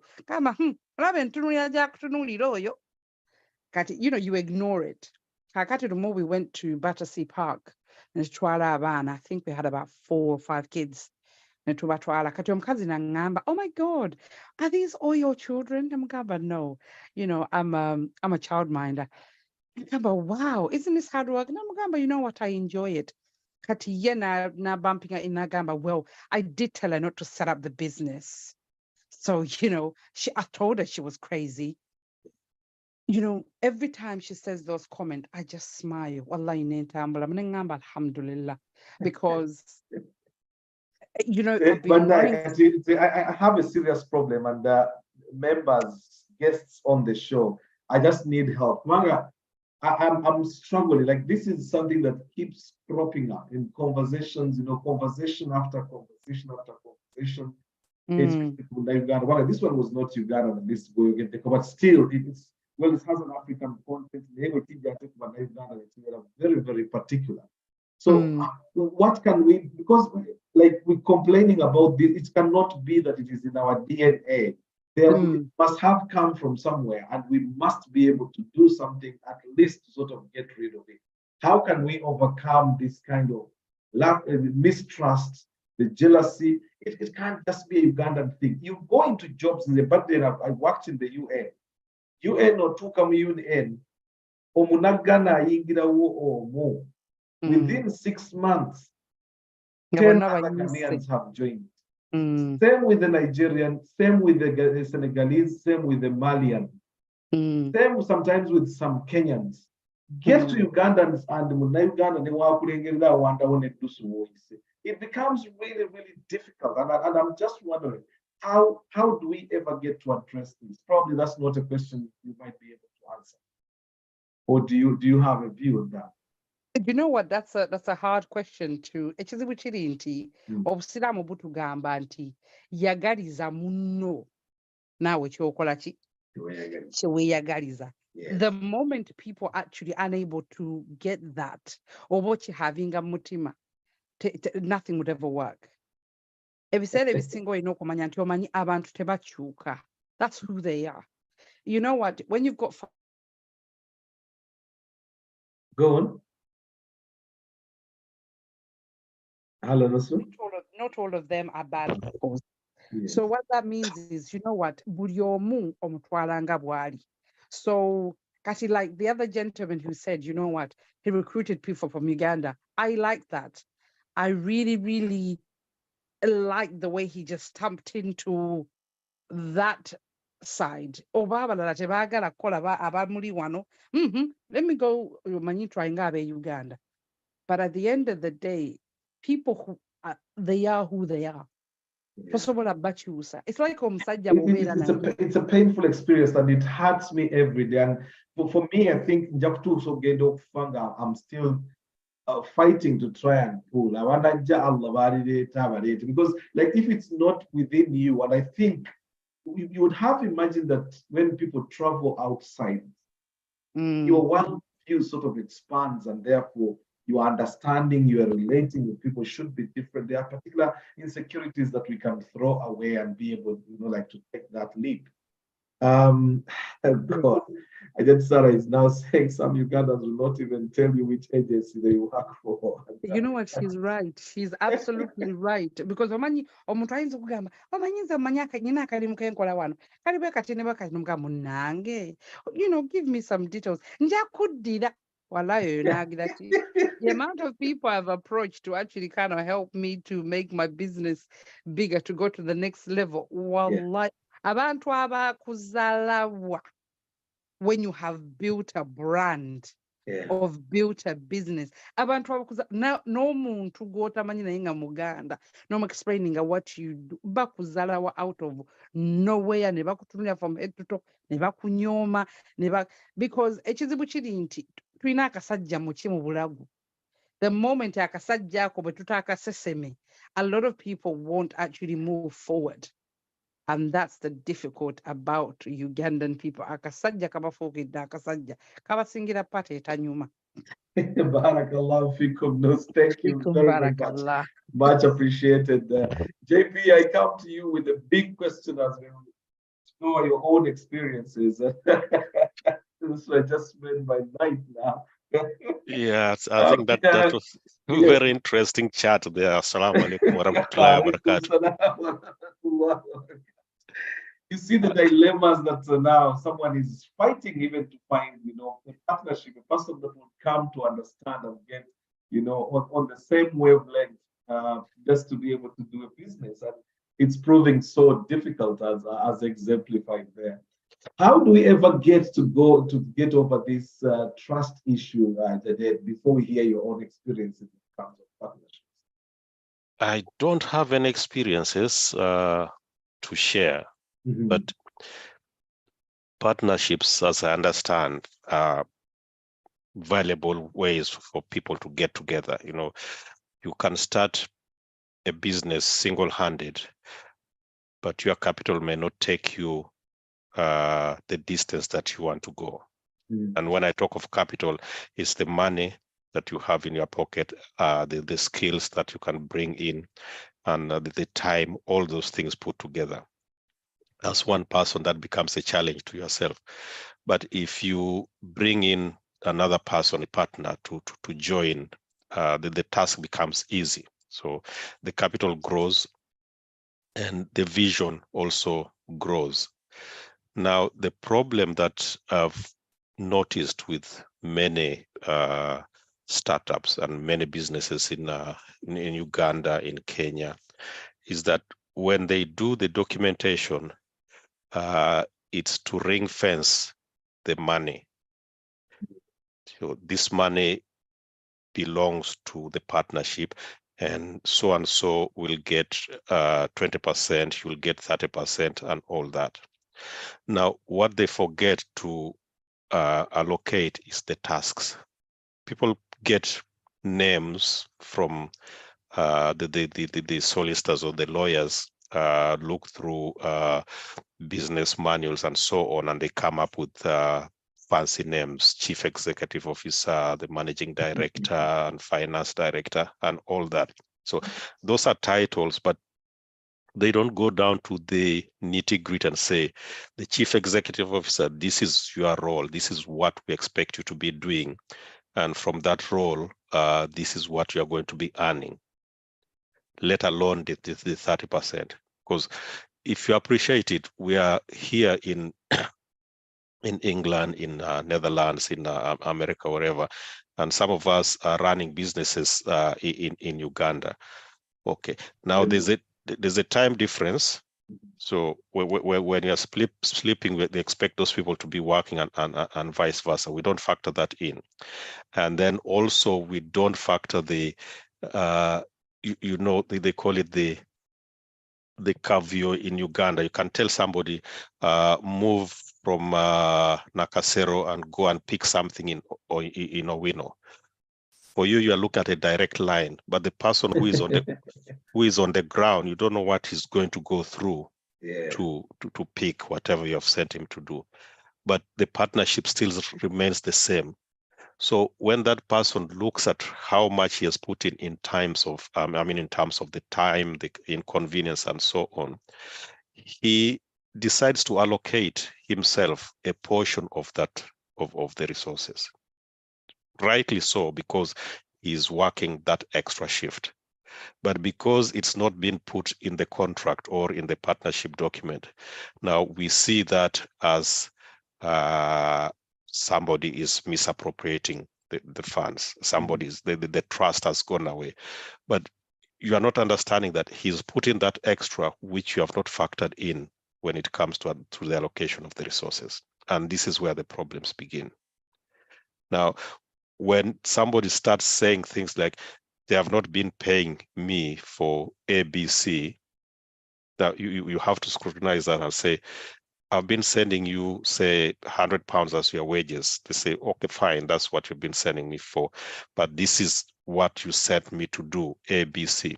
But you've not looked at the extra things that contributed to me to accomplish the ABC, which you have done. And this is what I've allocated myself. Wrongly so, but it's their entitlement that they get that extra. So the way forward to me is to give ourselves those titles, but also to go down and say, this is your responsibility and we expect this from you. And if we don't get that out of you, you measure and say, every month you need, say, for example, to move 2 lorries of cabbages from A to B. But if in one particular month you only move 1.5, you have to account for why you've only moved 1.5. But you are seated here and you expect the 2 to move and you don't know what challenges the other person is having. And this is where the trust issues come in. And I've seen businesses based on brotherhood and businesses based on friendship, and they don't demarcate those limits. People go and say, oh, so fulani ndio anafahamu hiyo, they can do it. So and so is the one who understands that business. He can be entrusted with that business. But you don't know the links between your pocket and what he can do at the other end. Because the money, you can wire it straight away, Western Union, Salabed, and so on. But from that money being used for the little things, say clearing a shamba or drilling a borehole, you don't know the extras. For you are just looking at the final product, but not factoring. Would it be right though for the person to sort of pay themselves of that? Because I think if there was, for example, a budget, you would be talking about miscellaneous, in which case this miscellaneous now would have such things. And 2, because of the eventualities, I think this even goes away from the business. There are times we have people that we use. For example, in Uganda, you have a person you are sending money to do something for you. You are sending 10 million with this person to go and pay for you a particular piece of land. In the meantime, their child has been chased from school for lack of school fees. You are handing this person this amount of money without consideration, that you're even paying them. Like, there are some people actually who are so mean. I don't know whether we came abroad and we forgot ourselves or our manners.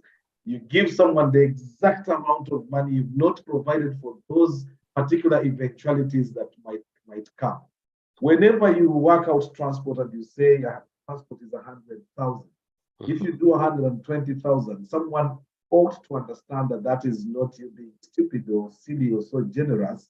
You are providing this 20,000 to cover those unforeseen sort of circumstances. And I think it should be within ourselves, especially people abroad. If you have a person that you are dealing with on the ground, to be able to factor that, as a consideration. People, like there are times you're even saying, I'll call you around this time. You are not even sure that the person has airtime on their phone. It would help even to purchase the airtime to make sure they have the airtime to be able to have the conversation with you. You've mentioned something very important about the time differences. There are times you are coming back from work late, you're so tired, you just get your phone and you start calling. You forget in Kampala it's already 11 or midnight. And this is the same person who will need to be up and you're calling at midnight. All these are considerations that when it comes to all of this, these are things that I think we should be thinking about carefully and seriously as we build into relationships. So you say that then you have not had a particular personal experience with the partnership. You've been a lone wolf in your own world. I've been a lone wolf, or what I'd call it, a financer. A brother is struggling and you say, okay, I'll give you this truck, for example.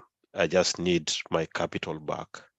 So that kind of for financing, but not going into joint business, because I tried that once and say, okay, this is a business for us, and it's just vanished, and you can't drag your brother or close relative to the police and say, yeah, it becomes there are times when it becomes tricky. Well, yeah. Friendships are lost, and even relations. Actually, I worry more around friendships, yes, but even more around relatives. I would rather find some money and give the person to do their own business other than involving them into the business.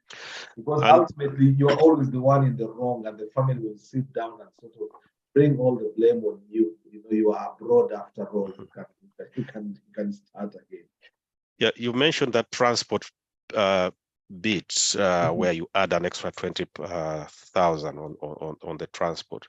The one which I find really surprising and stupid is you are paying somebody their wages, say, of 150,000, 200,000, and you put the exact amount on WhatsApp or TapTap, whatever you send, but you forget that it's going to cost them to withdraw charges and the tax and whatever. So in the end, his real wages is actually lower than what you are sending, but you are comfortably saying, I've sent him his wages. So we don't look that, and it's quite tempting that somebody will because there are problems, and people, when they've got money in their hands for what you have sent the money to, they'll look at their problems and their needs initially. And then the Ugandan attitude, the Kenyan attitude is that I'll make a difference on this one and cover up for the shortfall. Yes. Something like that. And this is where trust issues really come in. All right. Thank you very much, Bonajaden. It is 54 minutes, just 6 minutes to the end of the show. Oh, my goodness. And sometimes it just gets interesting. Off our Facebook page, Rogers Brahimi says, I suppose things you pinpointed could be trust and mitigate. In actual sense, not a complete, but solutions. And also trust has been the biggest challenge ever standing in the ways people in harnessing that civilization. Yes, that's one on that. I come to you, Abu Fahim. Assalamu alaikum wa rahmatullah. Hello, Abu Fahim. Assalamu alaikum. Good to have you around. And as you unmute, message here, I think from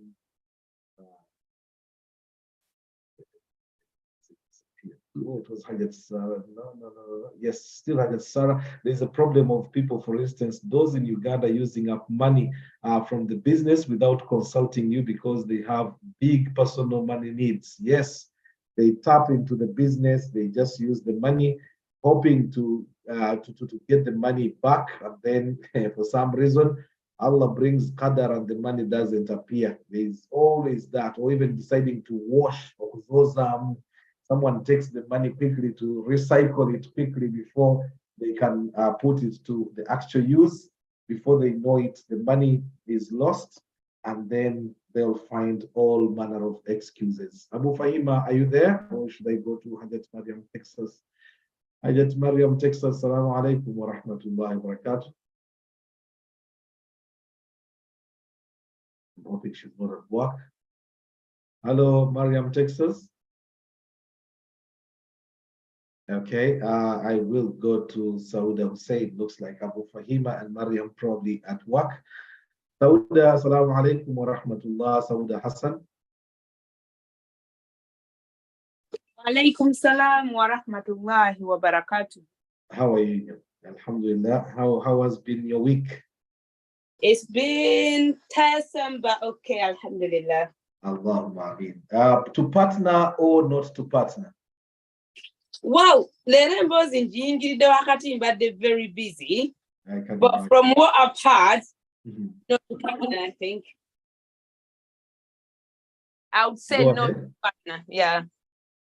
No partnering. No. Have you had any nasty experience of partnering with someone, or just the spoke? I have never. Well, about Benasoko Kayira, they were Bangladeshi partners. They were related, they were best friends. Now, but up to now, they are very, very good friends. I don't know what's the secret. They work really, really nicely together. I was just about to ask you what the secret was. You did get a chance to peep into the secret. Honestly, I think I do, because they have been together for so many years and they are still opening up more businesses together. So I don't know how they do it. Maybe it's not for us Africans, because the Bawulira of Africans, things don't end well. Naye ate nga abalala abayindi bakolagana nnyo, business is working out, ne bakula ne bagulawo n'endala. Kati bano bali ba Bangladesh naye baguddewo branches endala. They're working together, they are very good friends. Kati simanyi bo we bakikola. I'm struggling, and I wish I could get like 100 people with the same view, because this is like a curse upon us. And I'm wondering, is there no way that we can jump this curse now for once? They can like we disprove whatever, because even people, they come in with very good intentions. In Shaitani, like Shaitani wafono ye. You know, like fails us when it comes to issues of partnership.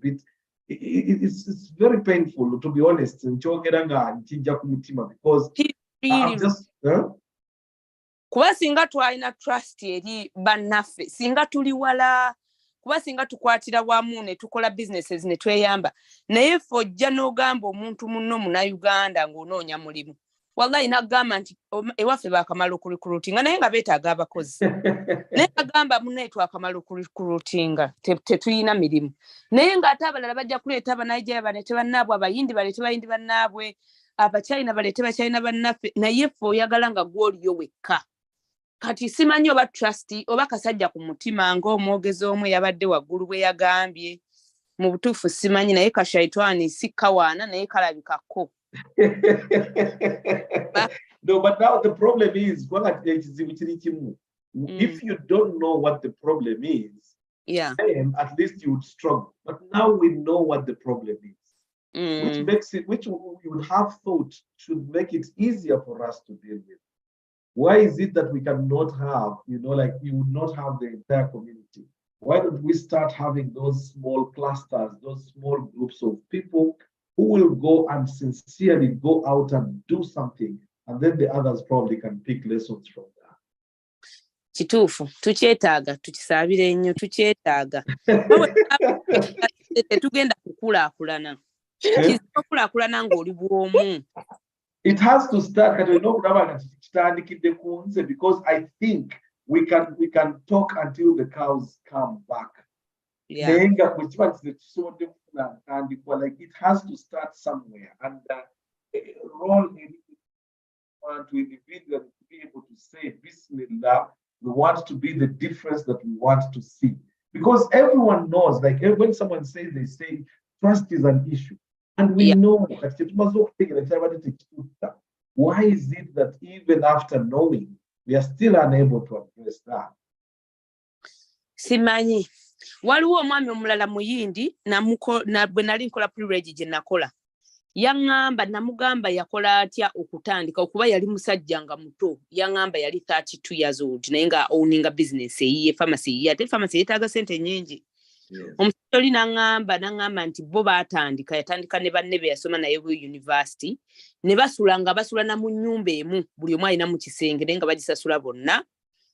Ne bakola business bonna kati nga sente bwe zijja nga basooka ne bagaa kati katusooke tugule n'ennyumba ono tugiwe ono agibeeremu nga basonda deposit omulala nga bawa bonna n'aŋŋamba kati bonna buli omu alina ennyumba. Naye ekyo kigambo Munnayuganda, Allahu Akbar. Alabira ddala gw'ofuna eyiyo ogenda kukola kakokola tondeka nnyuma ate ng'era basobola. N'ofuna eyiyo gwe n'ofuna ebizibu n'otandika obutaleeta ssente n'otandika simanyi trust yo is a problem. It's a big problem. Kuba yateera trust kuba era ne bwe munaakola muyinza okuba nga mutudde wansi n'ogamba nti Sauda agenda kuleeta 70% gwe ogenda kuleeta 30%. Naye ate era bwe mukola amagoba bwe mutuuka okugabana n'oli yalese 30% ekiwato okitegeera. Kati ekyo nakyo kireeta obuzibu. Ebintu tulabika nabyo bennyini tubitegeera oba bulala tetubeera ku same page. There are certain things that frustrate you, especially botanical was because then you would have thought that, especially with the kind of exposure you took in, we've traveled abroad. While you in fact, Allah in the Quran, when he's talking about people going out to search for knowledge, to search for better lives, Allah guaranteed فَلَوْلَا نَفَرٌ مِنْ كُلِّ فِرْقَةٍ. Within every community, there's just a small group that goes out. يَتَفَقَّهُ فِي الدِّينِ. They go out for searching, give of noktegire deen and of course dunya, and then وَلِيُنذِرُ قَوْمَهُمْ إِذَا رَجَعُوا.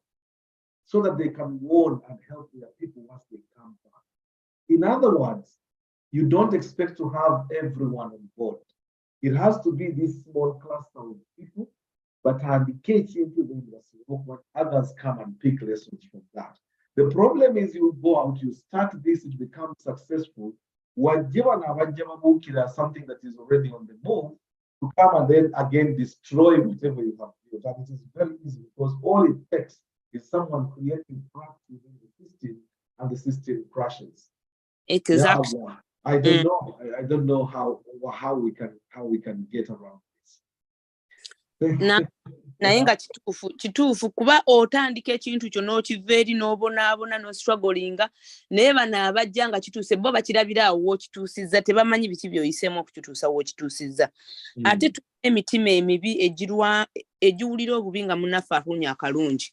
Mu kifo kati Sheikh Kassim oli asobola okujja n'akugamba nti tasobola kujja kugamba nti Sauda bambi akoze kino nga nina ekirungi kyenkoze naye singa mba nina akatini oba akabi oli ajja kujja akizimbulukuse ate for some reason tupikinga nnyo interest mu mistake y'omuntu oyo okitegeera kati olumu oli n'akuwaabira naye ng'ekintu olumu kitono nnyo akizimbulukusizza batandise okwenvestigatinga olumu olemeddwa like nga toli guilty naye olemeddwa business n'agiyiwa naye nga gy'otandikidde singa amanya bw'obonyebonye okutuuka w'otuuse bizibu kwegamba bizibu ddala. In the chat room, Hajat Sarah, they might have heard of some Ugandan women who had partnered up and it seemed it was working. But as years went on, they started gossiping and talking ill behind each other's backs and ended up breaking the partnership. Yes, actually the money, I think they bought some land in Uganda. It was 7 acres and they were supposed to invest in the project. The next thing is the gossiping, one word led to another. They decided to sell the acres, and I think they were, the number everyone would be getting about an acre or half an acre of sorts.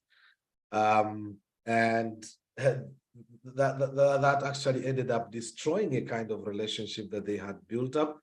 The land was sold off. they messed out on the land and ending up with almost plot-sized ideas for something that they had intended to do that was much, much bigger.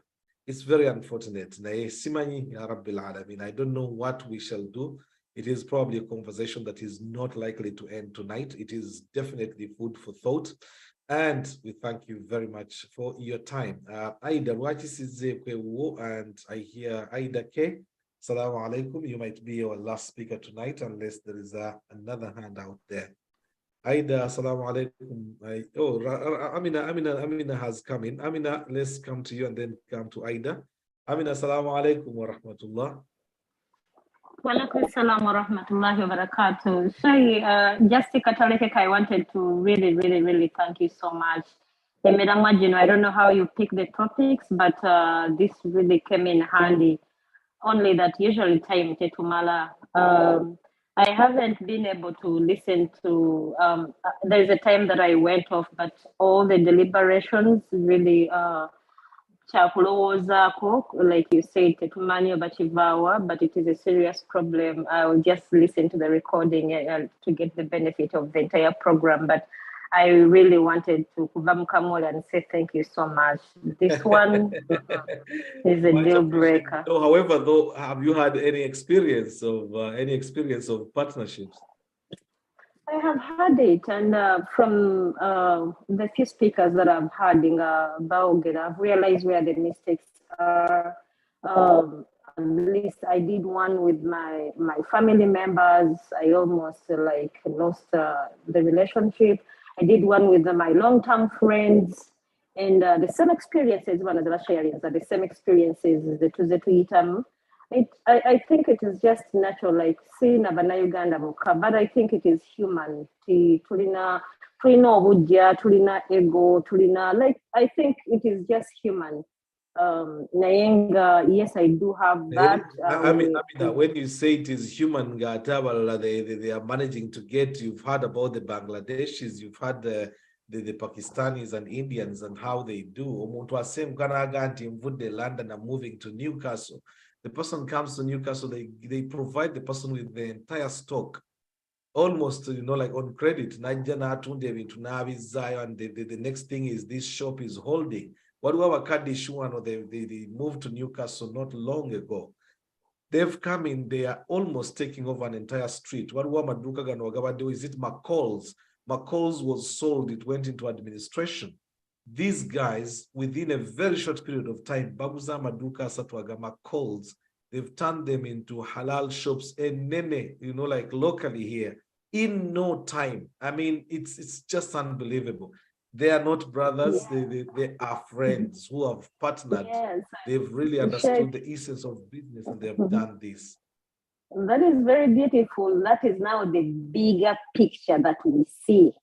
But if we had a conversation with each one of them, we would discover shocking things. One of them, as well question, you know what?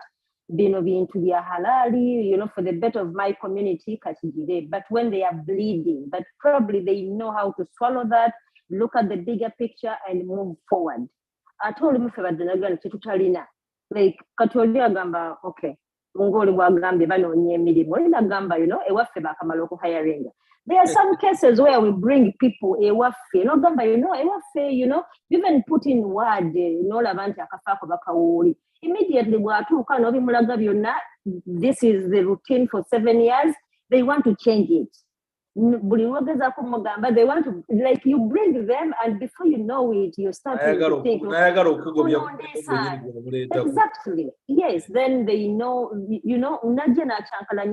so either way, that experience, then in Osirika, I did, we shared, when we are starting Raha up with Smaya, there is a gentleman, Alina Wano Halal shop. We went and talked to him. He has been in business for 19 years. One thing that I remember, he looked at us, he asked us, how old are you? How old are you? He looked at abantu naive, never run a business. One thing, do not share your idea with anyone. So for someone who has been there, you share your idea with someone, they have the experience, they have the exposure, they have all it takes, and before you know it, so those people, there are so many things there. I'm going to listen to the audio about the record partnerships without you losing your friend, long-term friends, because we're not making any new friends. These are long-term friends between money, but then business losing business even relatives. So it is a really, really good topic to it's about luck seeing. Thank you very much. Much appreciated. Fazil, I think I'll come back to you and probably you'll have the last word. Unless, of course, there is a burning hand, in which case I can't leave it hanging. Yes. Oh, Aida was there. Subhanallah. Fazil, hold on for Aida. Wa alaikum salam. My sincere apologies. Now I need to add mutins. How are you, Aida? Hey, Alhamdulillah, Sheikh. Yes, so in your experience, a partnership, should we partner or should we go our separate way? Not really, kind of related. I had a job, like, it's a side job. Kati, and they brought a Ugandan lady. She's not even a lady, nzo manyi lady ye muntu azadde. Naye oba tonazaala sikuita lady. Omuwala, ne baleeta omuwala, though she's in late 20s. Kakati bamuleeta bagamba, teacher what to do. Ansomesa omuwala buli kimu. Little did I know, yagenda okungobesa ku mulimu. Kakati ng'akola, nga bw'akola, kati ngwemba off, nga yeerungi ennyo boss. Kati waliwo olumu nafuna obuzibu kuki my main job nenzija late. Kati n'agamba boss, nze nsobola okukavaringa ennaku ze. Akati nga bigamba omuzungu, akati omanyi abazungu tebamanyi byama. Agamba, listen, you know what Aisha said? She can do your days. I said, what? Yeah, she said, because this is the only job she's got. Akola ennaku tano, akola n'ekiro. Like, this is a day job. Katata ayina ne gy'akola ewalala. Ekiro kyonna, ekiro akola ennaku 4. Kati omuwala oli ekyasinga okunuma, I treated her like, my sister. Twagenda, God forbidden, wamuno. I don't know ne ku yugundi ku Zoom kuyinza okubaako omuntu we. Ne tugenda ne mukolera shopping. Kati bwagula ebintu bingi, twali mu supermarket. Kati okuteekamu nga kaadi ye tekola ki? Nebeera decline nga aguze ebintu bingi. Ne muga, you know what, it's okay. Kankose kaadi yange kubanga ebintu byali bisuka mu pound 10. Ne nkosa kaadi yange ne muga ojja kola kyo ojja kunsasula. Ne nvuga ne mutwala waasula. Ne mubuli embeera bw'etyo okola bw'oti ne bw'oti. Nga ndowooza nyamba ki muganda wange. My goodness, kyatwala myezi 3 gyokka omwana n'aneefuulira. Ekikumi kyo yakisasula? Yansasula naye omulimu bankubira bulungi lwangamba, kakati gundi client yagambye gwe omanyi waliwo embwa. Ne muga embwa nja bakolera naye embwa sigisemberera. Kati oli omuwala yafuba okulaba nga ye tafaayo ku mbwa. Kati lumu ne bangamba tewali shift, gundi Aisha agenda coveringa kubanga client amwagala nnyo ate ye ayagala n'embwa. Ne ngamba what? Naye nagamba bugambi, it's okay, munsasula omwezi gwange. Alhamdulillah, riziki yange awo weekomye wano. Era kati bwe nali nvaawo omuwala ate n'anyumiza omuntu. N'agamba nze najja kukola. Okitegeera najja kukola, sijja kudda ku olwo sister.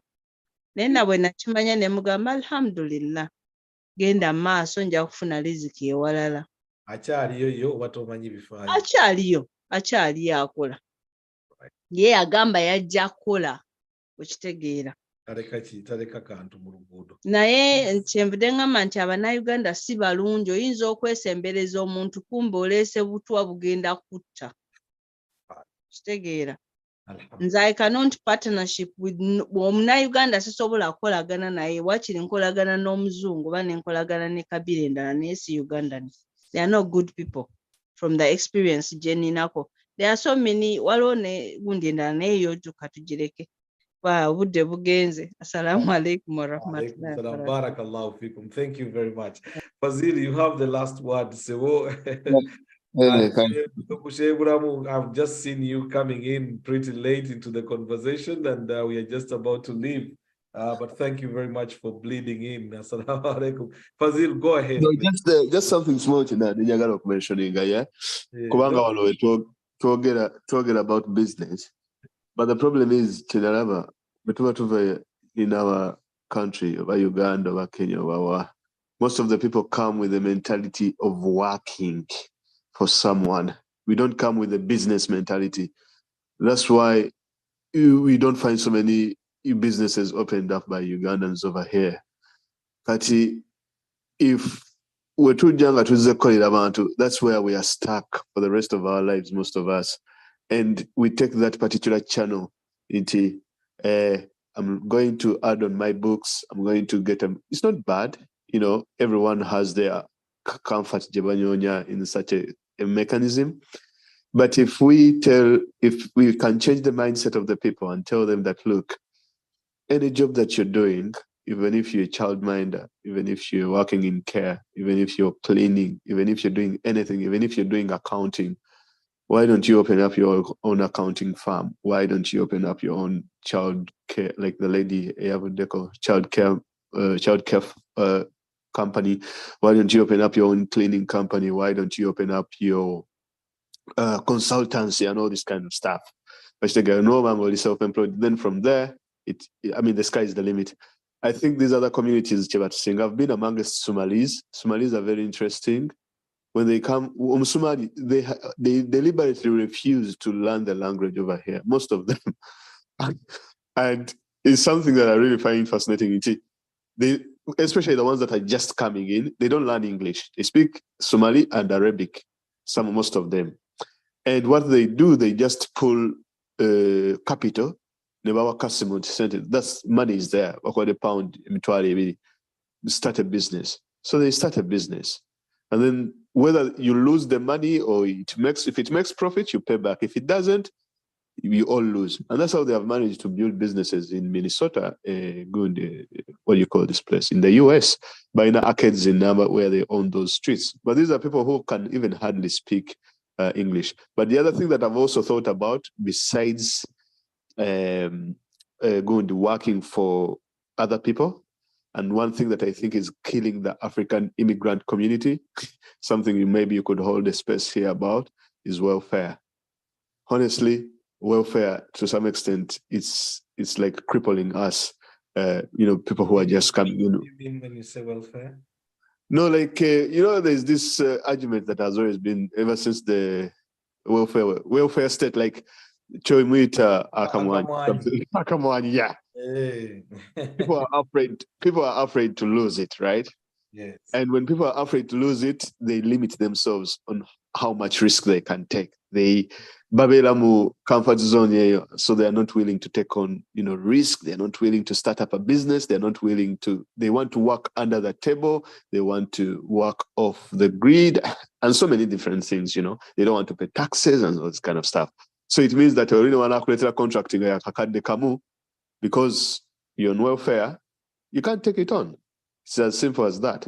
But if you open up your boundaries, there is so much that you can do to some extent. So I think those two things, they really affect, partnerships to some extent, especially amongst our communities.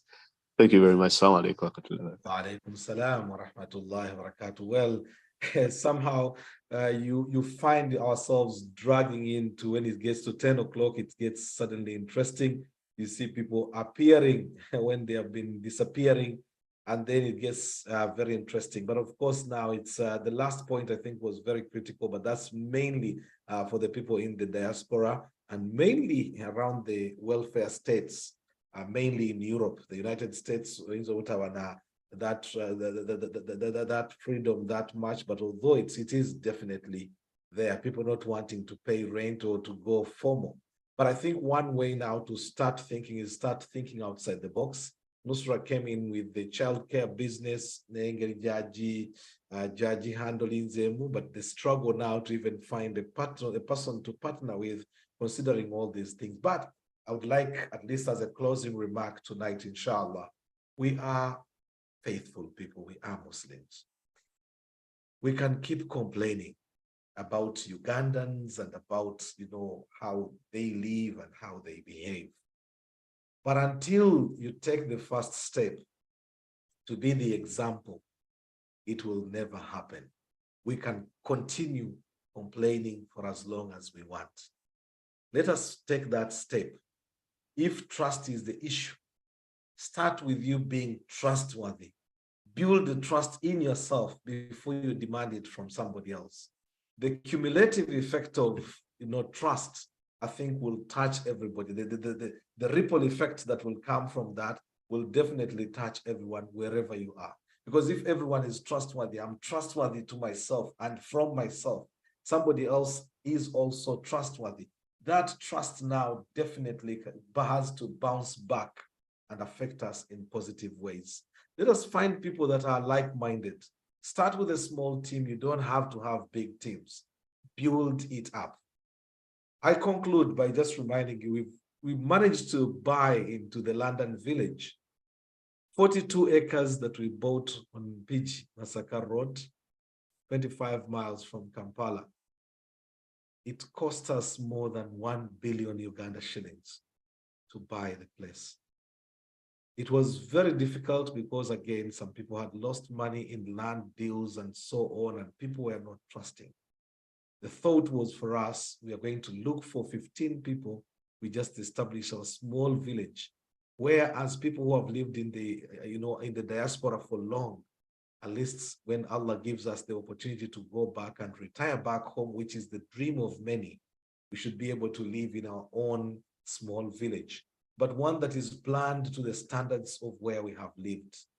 Put our own roads, have our water system, have our own lifestyle that would be able to fit into where we have been.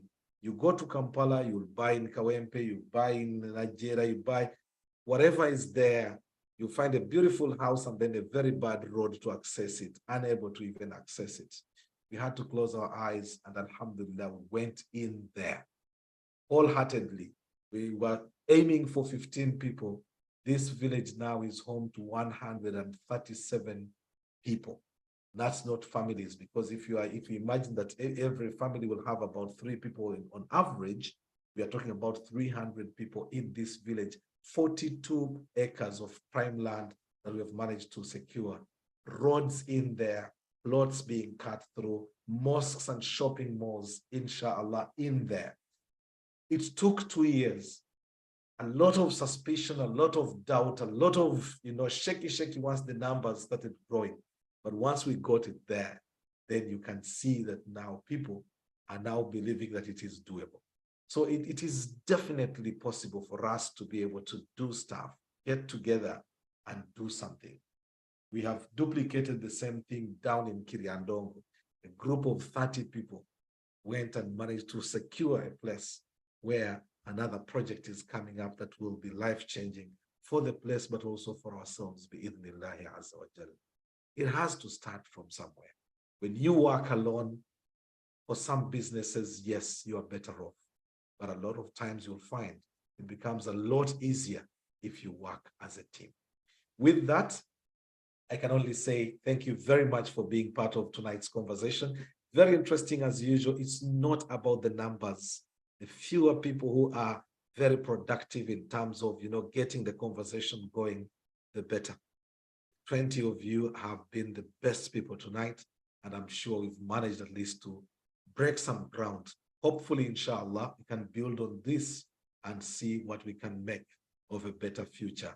The program is Come, Let's Talk with me, Kassim Kayira. We were live on 75W Radio, live on Ummah Connected, on YouTube, on Facebook, and on Zoom. Remember, you can catch up with any of the programs you might have missed. Just go onto YouTube, look for Ummah Connected and just search for Come Let's Talk with Kassim Kayira, or simply just search Come Let's Talk with Kassim Kayira straight on YouTube, and the programs will come, previous programs that you might have missed. Just as you can go onto Facebook, just go to facebook.com/75W Radio, and under there you'll just see Come Let's Talk with Kassim Kayira. You can catch up with any of the programs you might have missed, inshallah. Hope to see you Tuesday next week, inshallah. Tomorrow on Ummah Connected, Sheikh Ismail Nkata, as usual, on Riyadh Salihin. Fantastic conversation that you shouldn't miss at 1 from 1:30. 7 o'clock on 75W Radio. We'll be bridging the gap with Becca Chiji. Other than that, adios, bon nuit. Have a very good night. Assalamu alaikum wa rahmatullah fi amanillah.